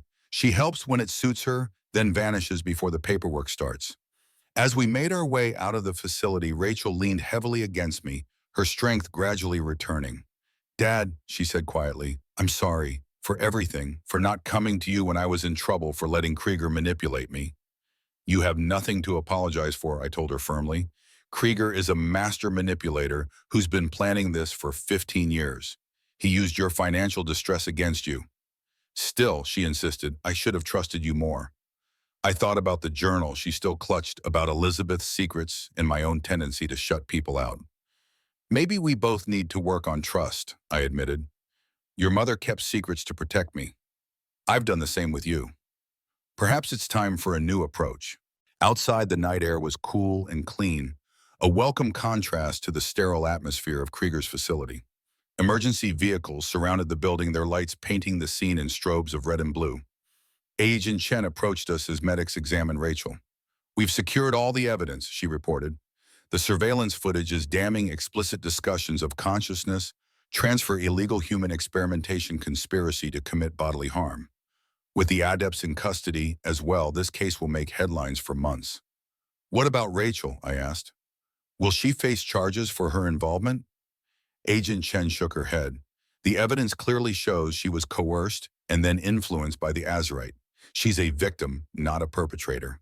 She hesitated, then added, We will need her testimony, though, and possibly yours as well. Whatever it takes to ensure Krieger and his associates are held accountable. I agreed, Doctor. Morgan joined us, her focus immediately on Rachel. How are you feeling? Any lingering effects from the Azurite exposure? Just tired, Rachel replied, and I have a pounding headache. That's to be expected. De Morgan nodded. The abrupt separation from Azurite influence can cause withdrawal-like symptoms. They should fade within 24-48 hours. She turned to me, her expression grave. What you did in there, neutralizing the Azurite chamber with Elizabeth's formula, was remarkable. That mixture could be the key to permanently ending the threat of Azurite misuse. The formula belongs to Elizabeth, I said. She's the one who understood the dangers long before anyone else. She was always ahead of her time, Dr. Morgan agreed. Even at DARPA, she saw connections the rest of us missed. If she were here now, she is, Rachel said softly, raising the journal. In a way, her research, her countermeasures, they saved us tonight. As the medics prepared to transport Rachel to the hospital for observation, I felt a strange sense of peace settling over me. The threat wasn't entirely eliminated. As Krieger had said, the research might exist elsewhere, but tonight at least we had struck a significant blow against those who would use it for personal gain. More importantly, I had my daughter back. And with Elizabeth's journal, we had a piece of her wisdom to guide us forward. Dad, Rachel called as the medics loaded her into the ambulance. You're coming right behind you, I assured her, climbing in to sit beside her gurney. As the doors closed and the ambulance pulled away from Krieger Pharmaceuticals, I took her hand in mine, a gesture of protection and connection. Tomorrow would bring questions, investigations, and the slow process of healing. But tonight we had survived, and in doing so, honored Elizabeth's final silent act of protection. The rings she'd created, the journal she'd left behind, they weren't just objects. They were her legacy, her way of safeguarding her family even after she was gone. We made it, Liz, I whispered to the night. We made it. The rhythmic beeping of medical equipment filled the private hospital room as I watched Rachel sleep. The doctors had assured me her condition was stable physically. She'd suffered no permanent damage from the Azurite exposure. The psychological effects, however, would take time to assess. I turned Elizabeth's journal over in my hands, still marveling at how my late wife had provided protection from beyond the grave. The formulation she'd developed had neutralized the Azurite in Krieger's amplification chamber, potentially saving hundreds of lives.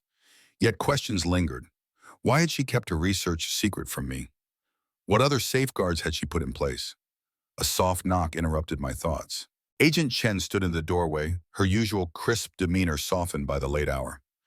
How is she asked, nodding toward Rachel. Resting, I replied. The doctors want to keep her for observation, but they expect a full recovery. Good. Chen stepped into the room, closing the door behind her. We need to talk about what happens next. Krieger is in federal custody along with 4 of the 6 adepts. 2 managed to slip away in the confusion Judge Hammond and someone identified only as the director in Krieger's files. So it's not over, I said, unsurprised but disappointed. Not entirely, Chen conceded. But we've dealt them a significant blow. The evidence we gathered is overwhelming. Multiple counts of illegal human experimentation, conspiracy, kidnapping, assault. They'll be locked away for decades. Unless their connections protect them, I pointed out. Chen's expression hardened. Not this time.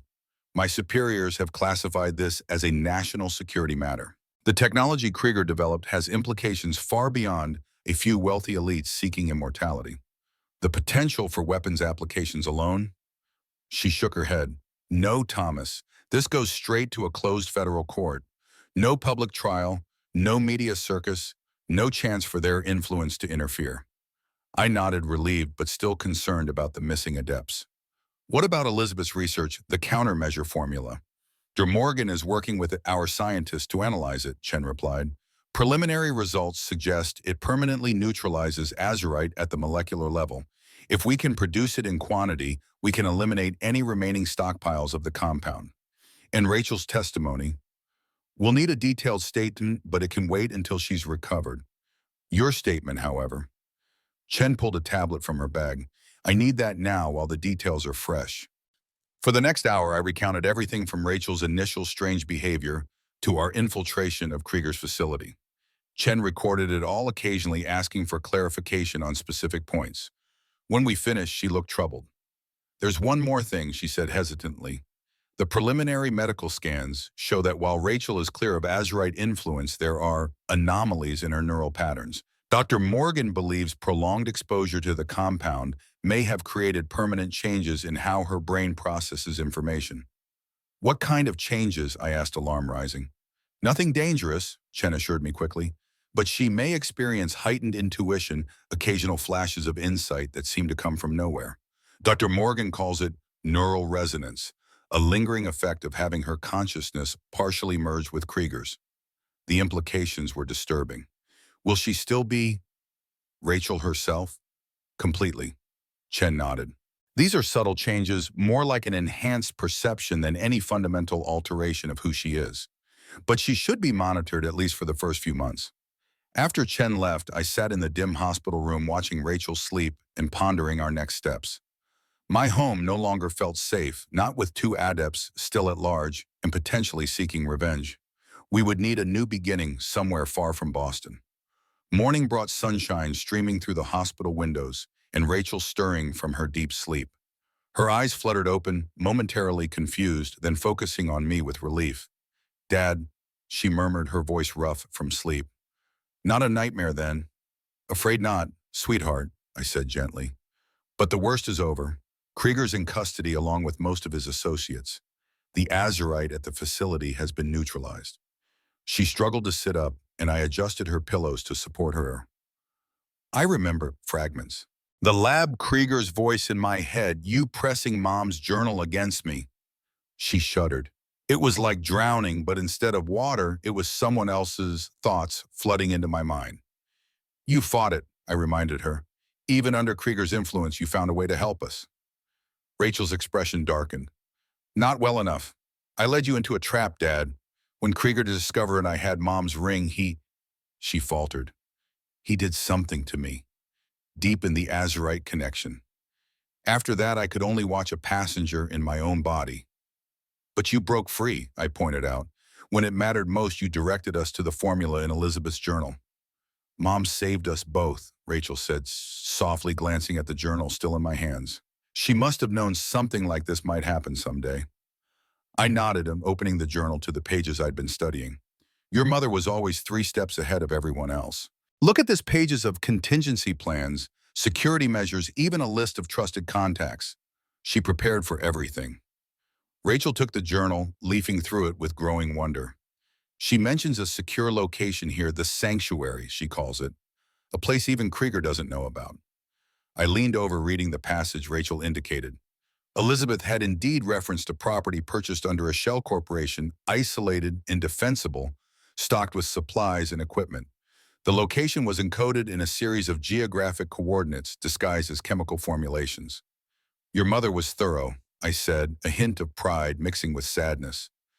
How much of her life had she spent preparing for a threat I hadn't even known existed? We should go there, Rachel suggested, growing animated. Agent Chen mentioned two of the adepts escaped, right? We're not safe here, not while they're free. She was right. With Judge Hammond and the mysterious director still at large, we remain targets. The sanctuary might provide both safety and answers, perhaps even more of Elizabeth's research, that could help neutralize any remaining Azurite threat.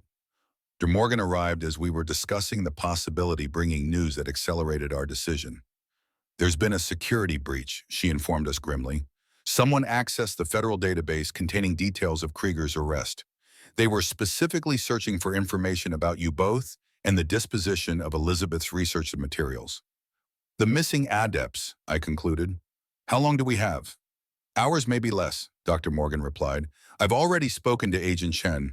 She's arranging a protective detail, but given the level of infiltration we're seeing, we can't trust conventional protection, I finished for her. We need to disappear. Precisely, she nodded, and I believe I can help with that.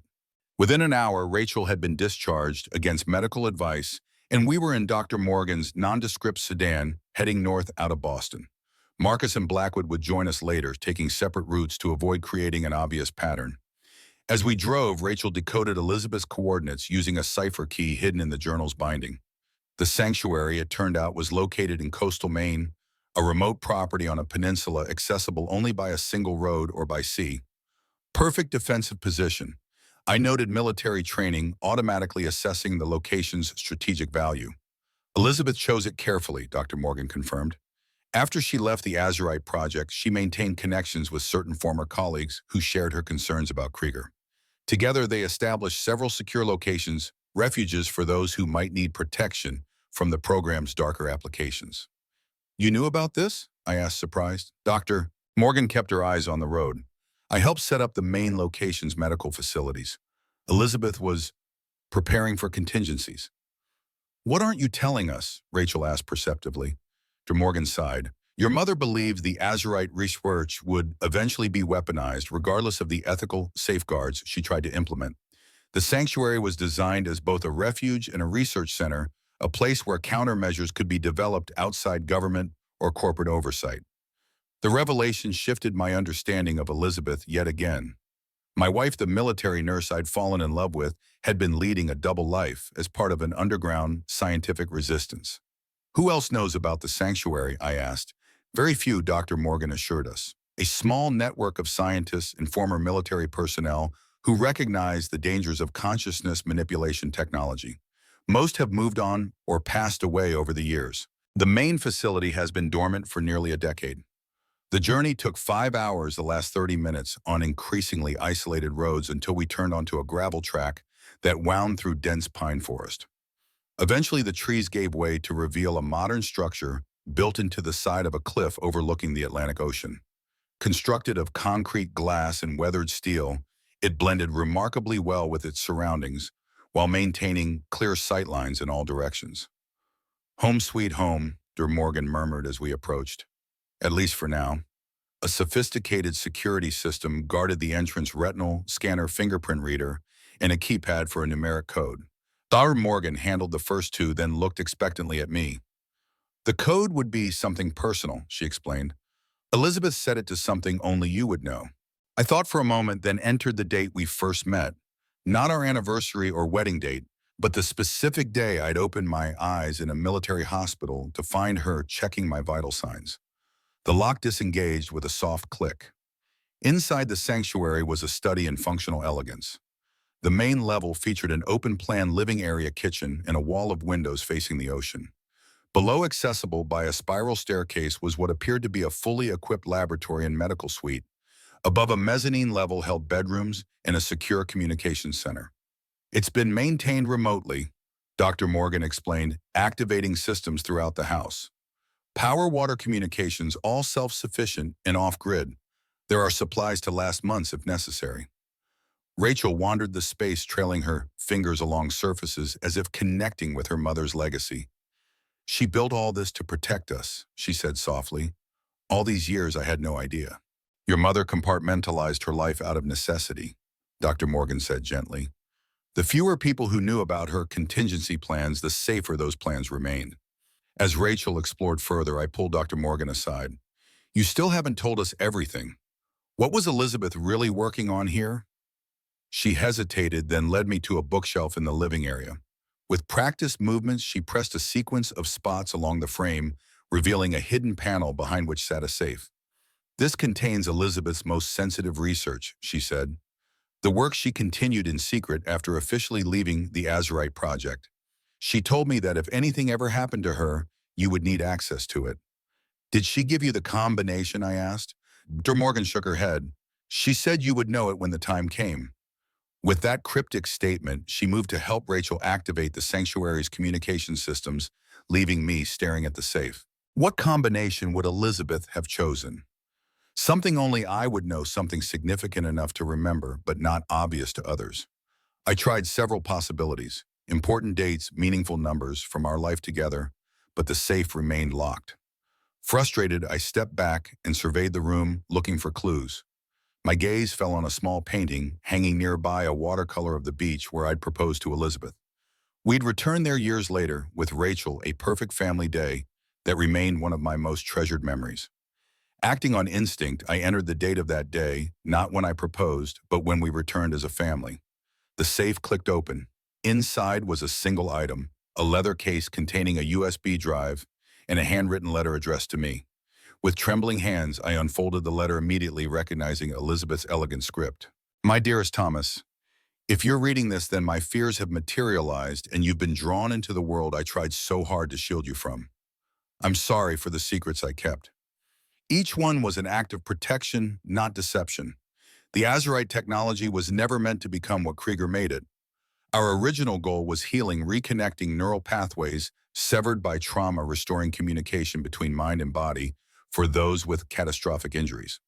But Krieger saw another application, transferring consciousness, cheating death itself. When I opposed him, he didn't just force me out of the project, he threatened you and Rachel. So I made a choice. I would appear to retreat, to abandon the research while actually working to create safeguards against its misuse. The USB drive contains everything, my complete research, including the neural stabilization catalyst Krieger has been searching for. I've also included the formula for a permanent Azurite neutralizer and protocols for treating those exposed to the compound. There's one more thing you need to know. The ring I left behind isn't just a protective charm. It's a sophisticated neural shield using principles reverse engineered from the Azurite itself. It creates a protective field around the wearer's consciousness, preventing external influence. But it has another capability that even Krieger doesn't know about. When worn by someone already exposed to Azurite, it can facilitate controlled neural enhancement, increased cognitive processing, and accelerated learning, even limited extrasensory awareness. These effects are subtle but significant, especially with prolonged use.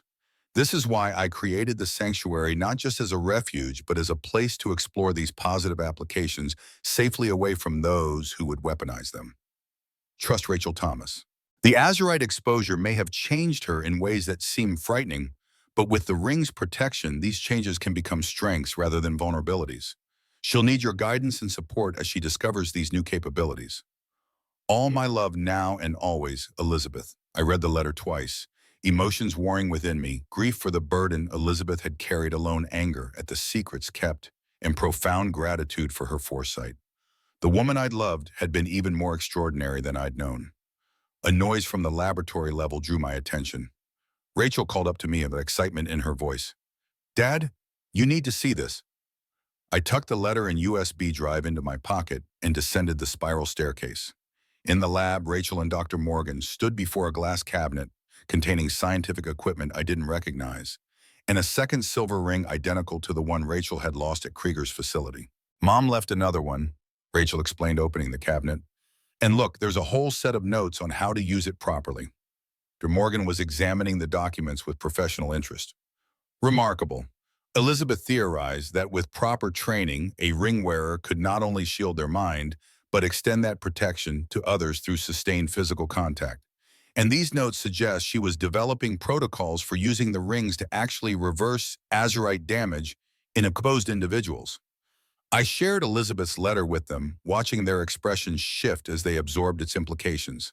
Rachel's face lit with understanding when I reached the part about neural enhancement. "That explains it," she said softly. "Since waking up in the hospital, I've been sensing things, knowing things I shouldn't be able to know.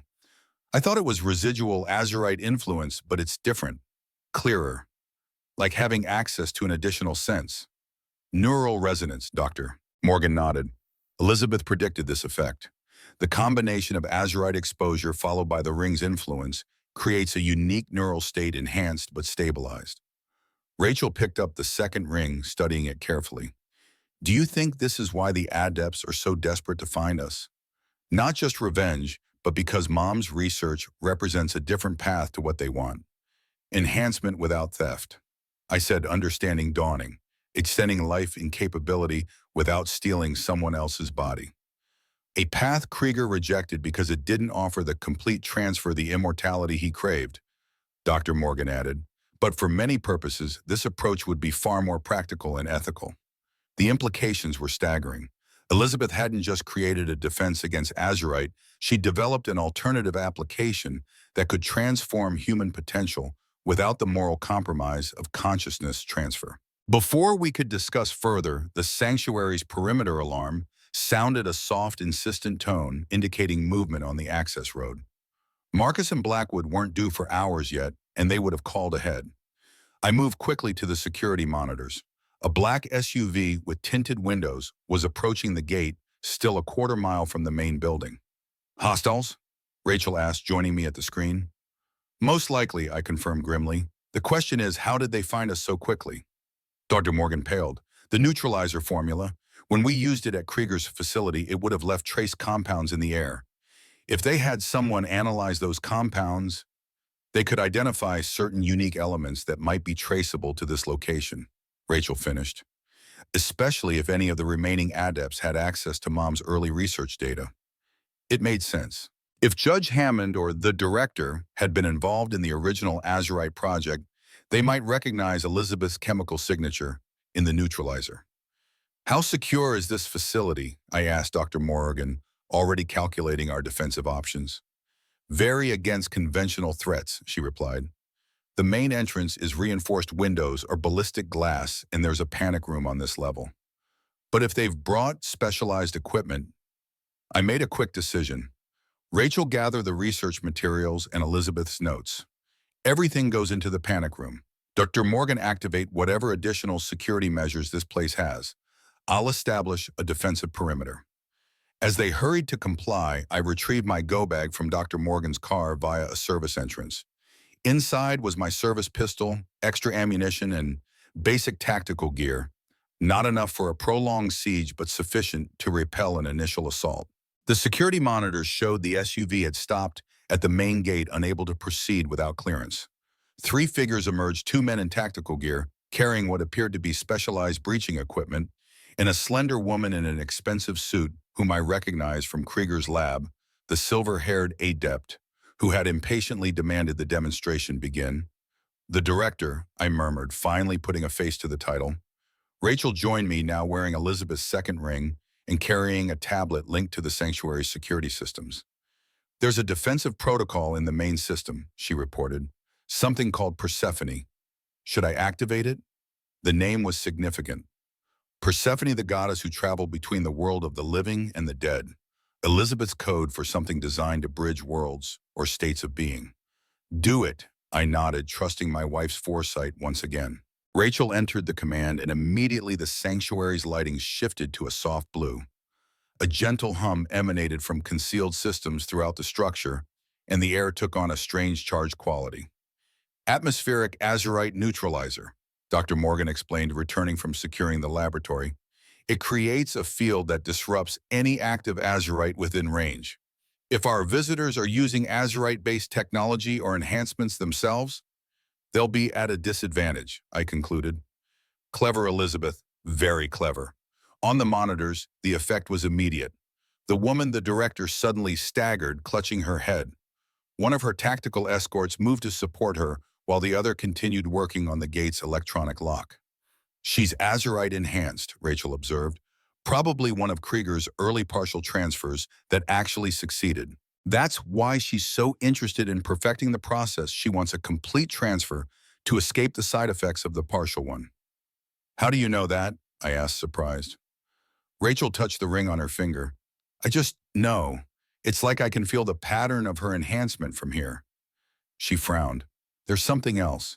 The escorts aren't just security, they're vessels, prepared with azurite ready to receive consciousness transfers if needed. Dr. Morgan looked at Rachel with a mixture of concern and fascination. Elizabeth was right. Your neural resonance is exceptionally strong. Before we could discuss this further, the perimeter alarm escalated. The intruders had breached the main gate and were proceeding toward the house. We need to get to the panic room, Dr. Morgan urged. It's designed to withstand any conventional assault. You two go, I decided. I'll hold them off long enough to ensure you're secured, then join you. Rachel gripped my arm. No, we stay together. Mom's research suggests the rings work better in proximity to each other. I can help. How? I asked skeptically. In answer, Rachel closed her eyes, concentrating. The ring on her finger pulsed with soft light, and suddenly I felt a strange clarity descend over me. Enhanced awareness of every sound in the building, every movement outside, even the breathing patterns of Dr. Morgan beside me. Neural synchronization, Dr. Morgan whispered, awed. She's extending her enhanced perception to you. The tactical advantage was immediate and significant. I could sense our opponent's positions with preternatural accuracy, anticipate their movements before they made them. With this edge, I could defend the sanctuary more effectively than I'd thought possible. All right, I conceded. We hold them together. Dr. Morgan, secure yourself in the panic room with the research. If we fail, activate the facility's self-destruct protocol. Morgan nodded grimly, gathering the last of Elizabeth's materials before descending to the laboratory level where the panic room was located. Rachel and I took up defensive positions in the main living area, using the architectural features as cover. The intruders reached the main entrance and immediately began working on the security system. Under normal circumstances, it would have taken them considerable time to breach it. But these weren't normal circumstances. They had brought specialized equipment that seemed designed specifically for Elizabeth's security protocols. They've done their homework, I muttered. They know exactly what they're facing. Not everything, Rachel replied confidently. Mom always built in contingencies beyond the obvious ones. As if triggered by her words, the entry system the intruders were attempting to bypass suddenly emitted a high-pitched tone. The two tactical escorts jerked back as if shocked, while the director shouted something inaudible through the reinforced doors. Ultrasonic defense, Rachel explained, seemingly pulling the knowledge from nowhere. It disrupts the neural patterns of anyone with azurite exposure. Temporary but effective. The director recovered quickly, however, producing a device that seemed to counter the ultrasonic pulse. Within minutes, they had bypassed the main door and were inside the entrance hall. I raised my weapon, prepared to defend our position, but Rachel placed a hand on my arm. Wait, she whispered. There's another layer of defense about to activate. Sure enough, as the intruders moved further into the entrance hall, the floor panels beneath them suddenly glowed blue. The tactical escorts froze in mid-stride, their expressions vacant, while the director screamed in apparent agony. Neural disruption field, Rachel said softly. It severs the connection between an azurite-influenced consciousness and its host body. The escorts are empty vessels now, their controlling influences temporarily disbanded. The director, however, was made of sterner stuff. Though clearly in pain, she staggered forward through the field, reaching into her suit jacket to withdraw a silver device about the size of a remote control. Neural dampener, Rachel identified it. It'll neutralize Mom's defenses if she activates it. We need to stop her now. I took aim, intending to disable rather than kill. We needed answers that the director could provide. But before I could fire, Rachel closed her eyes, concentrating deeply. The ring on her finger pulsed with intense light, and the director suddenly screamed, dropping the dampener as if it had burned her. What did you do? I asked, amazed. Reverse the neural disruption field, Rachel replied, her voice strained with effort. Instead of severing connections, I amplified them, overloaded her neural pathways with their own signals. It's temporary but extremely disorienting. Taking advantage of the confusion, I moved quickly to secure the director, zip-tying her hands and relieving her of additional devices concealed in her clothing. The two escorts remained frozen in place, their consciousness apparently still disrupted by the field. "How long will they stay like that?" I asked, nodding toward the escorts. "Minutes, maybe," Rachel said uncertainly. "It depends on how deeply they were influenced and how far away their controlling consciousness is." That raised troubling implications. If these men were merely vessels being remotely controlled, where were their actual controllers, and how many more might be coming? The director glared at me through pain-filled eyes. "You have no idea what you're interfering with, Grant," she hissed. "The Azurite technology represents the next stage of human evolution. Your wife understood that once before her misguided ethics clouded her vision." "Elizabeth saw exactly what Azurite represented," I countered. "A shortcut to power that sacrificed others for personal gain. She found a better way."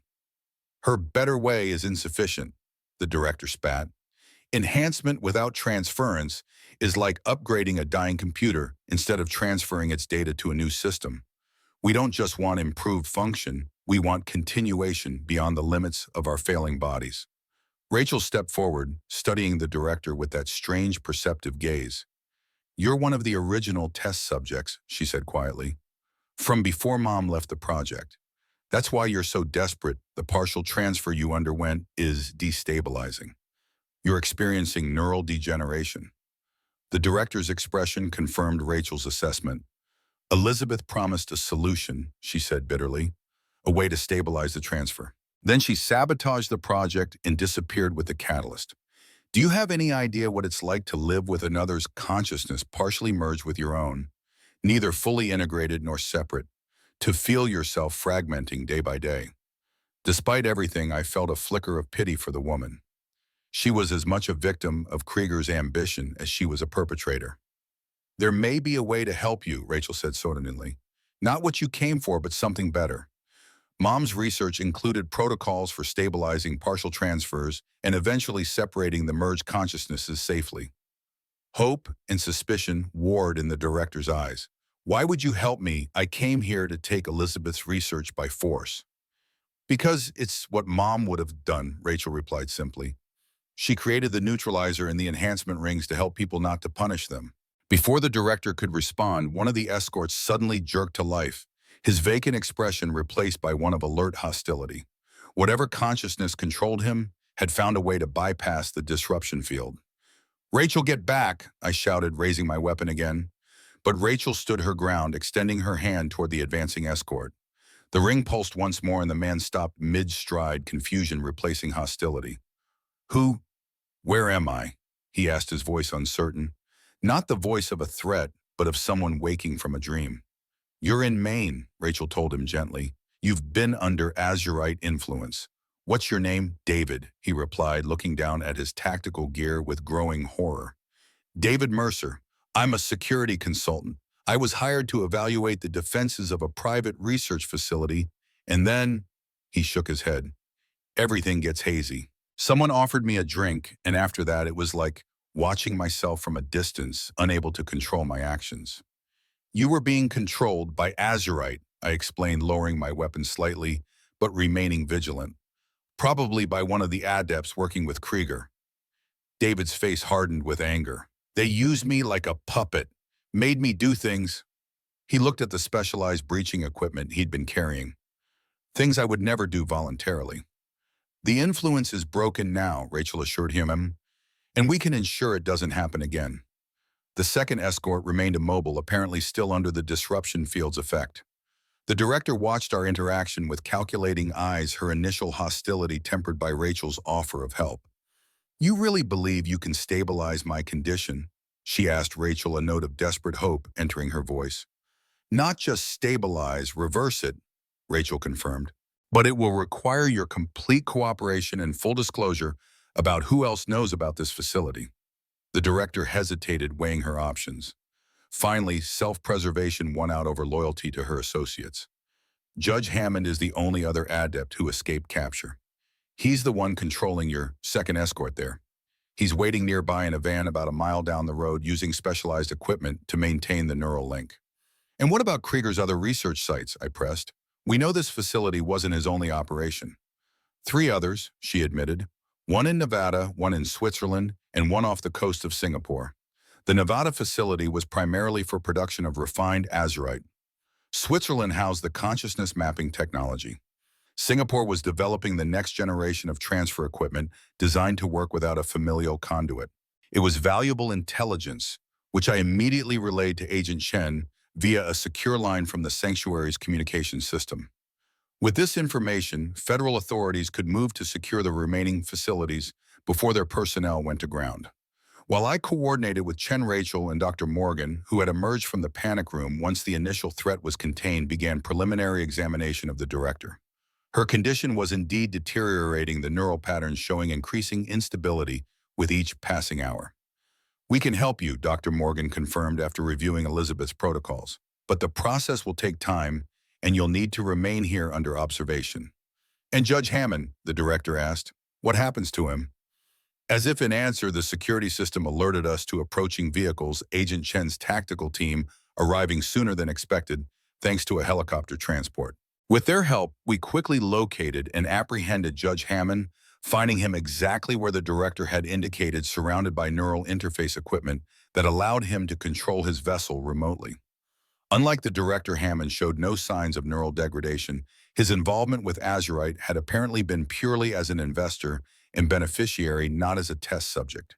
He would face federal charges alongside Krieger and the other captured adepts. With the immediate threats contained, the sanctuary transitioned from defensive posture to research facility.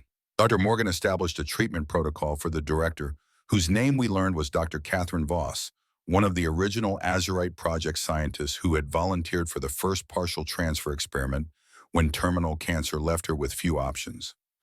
Elizabeth and I were colleagues, Dr. Voss explained, as Dr. Morgan prepared the treatment equipment. Friends even.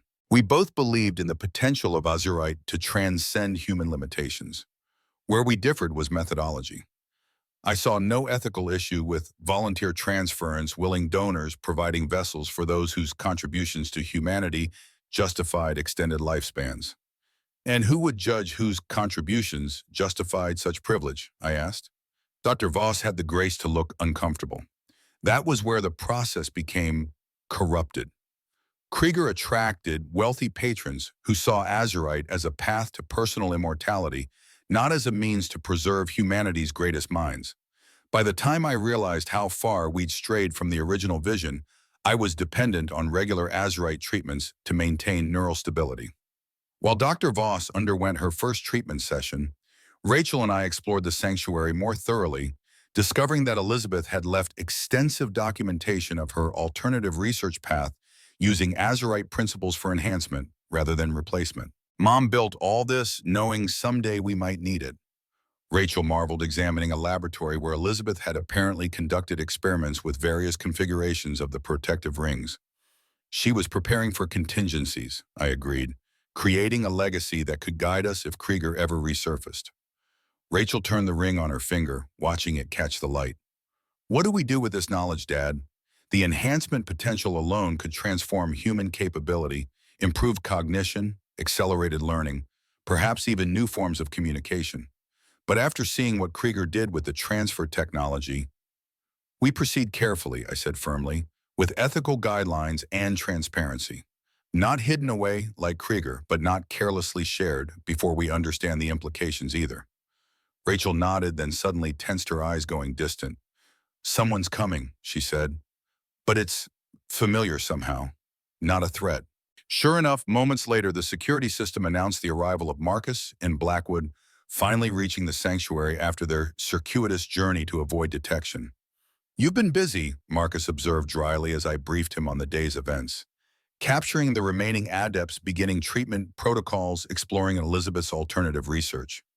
Not bad for your first day in a secret facility.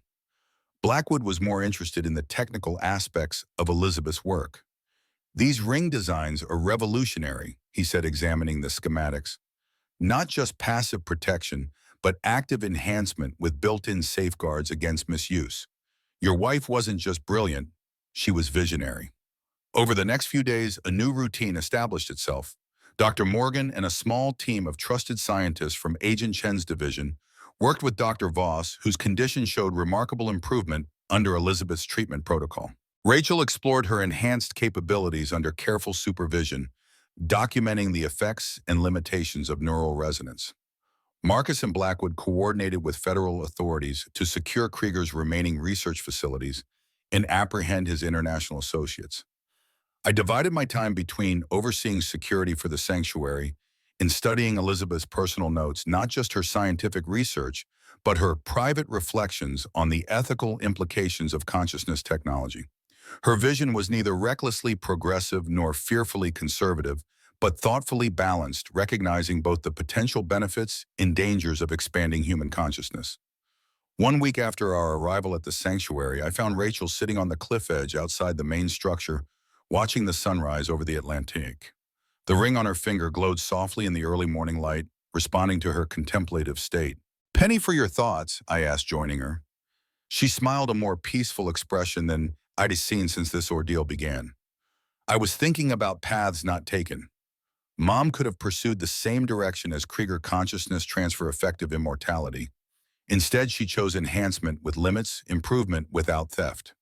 A harder path, less dramatic in its promises, but ultimately more sustainable." That was Elizabeth, I agreed, always looking for the responsible path forward, not just the expedient one. Rachel nodded, then turned to face me fully. "I've made a decision, Dad. I want to continue Mom's work, not just preserving it, but advancing it.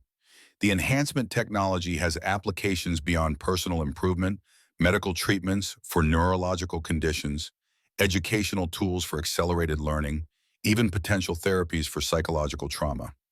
"You're talking about a career change," I observed, "from finance to neuroscience. That's a significant shift."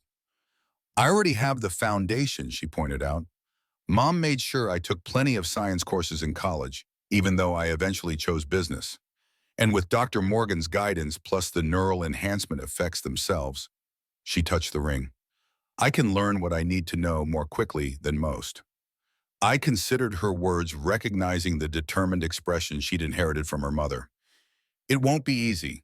Legitimate research requires peer review, institutional support funding, all challenging to obtain for work with classified origins." "Agent Chen has already suggested a framework," Rachel countered. "A special research division within a national laboratory with appropriate security clearances and oversight. Dr. Voss has agreed to contribute her expertise as part of her cooperation agreement." The plan was sound, I had to admit. And perhaps it was fitting that Elizabeth's daughter would carry forward her legacy of responsible innovation. "All right," I nodded, "but I have the conditions. One, you maintain regular neural stability assessments. Two, all enhancement applications undergo rigorous ethical review before testing. And three," I paused, collecting my thoughts. "Three, you don't do this alone. Your mother tried to carry this burden by herself, and while her intentions were noble, the isolation meant her alternatives weren't available when they were most needed." Rachel's expression softened. "I was hoping you'd say that. There's a role for you in this, Dad. The security protocols, the protective measures, those need a mind like yours to implement properly. Plus," she smiled wryly, "someone needs to keep me grounded when I get too excited about theoretical applications." "A family business, then," I said, returning her smile. "Elizabeth would approve." As we sat watching the sunrise, I felt a sense of rightness settle over me. The past weeks had revealed a side of my late wife I'd never fully known, exposed dangers I hadn't imagined, and transformed my relationship with my daughter. Yet through it all, a path forward had emerged, not the peaceful retirement I'd once envisioned, but something more meaningful. The sanctuary would become exactly what Elizabeth had intended, a place where consciousness technology could be explored safely and ethically, its benefits extended, without the moral compromises Krieger had embraced. Rachel would lead the scientific efforts, while I would ensure security and ethical compliance. Marcus Blackwood and Dr. Morgan would contribute their expertise, creating a core team committed to responsible innovation. And perhaps in time, the enhanced consciousness techniques would benefit not just the privileged few, but anyone suffering from neurological damage or cognitive limitations. A legacy worthy of Elizabeth's brilliance and compassion. "Ready to begin?" I asked Rachel, as the sun cleared the horizon, casting golden light across the sanctuary. She nodded, the ring on her finger pulsing gently in harmony with the new day. Ready. Together we walked back toward the sanctuary, not just a temporary refuge, but the foundation of a new beginning. The journey ahead would be challenging, the responsibilities weighty, but we would face them together, guided by Elizabeth's foresight and our own hard-won wisdom. The phantom betrayal that had nearly destroyed us had instead revealed a path to something greater, a future where consciousness could be enhanced without being stolen, where potential could be expanded without exploitation, where the mind's frontiers could be explored with both courage and conscience. As Rachel had said, it was the harder path, but the right one, and we would walk it one step at a time into the light of a new dawn.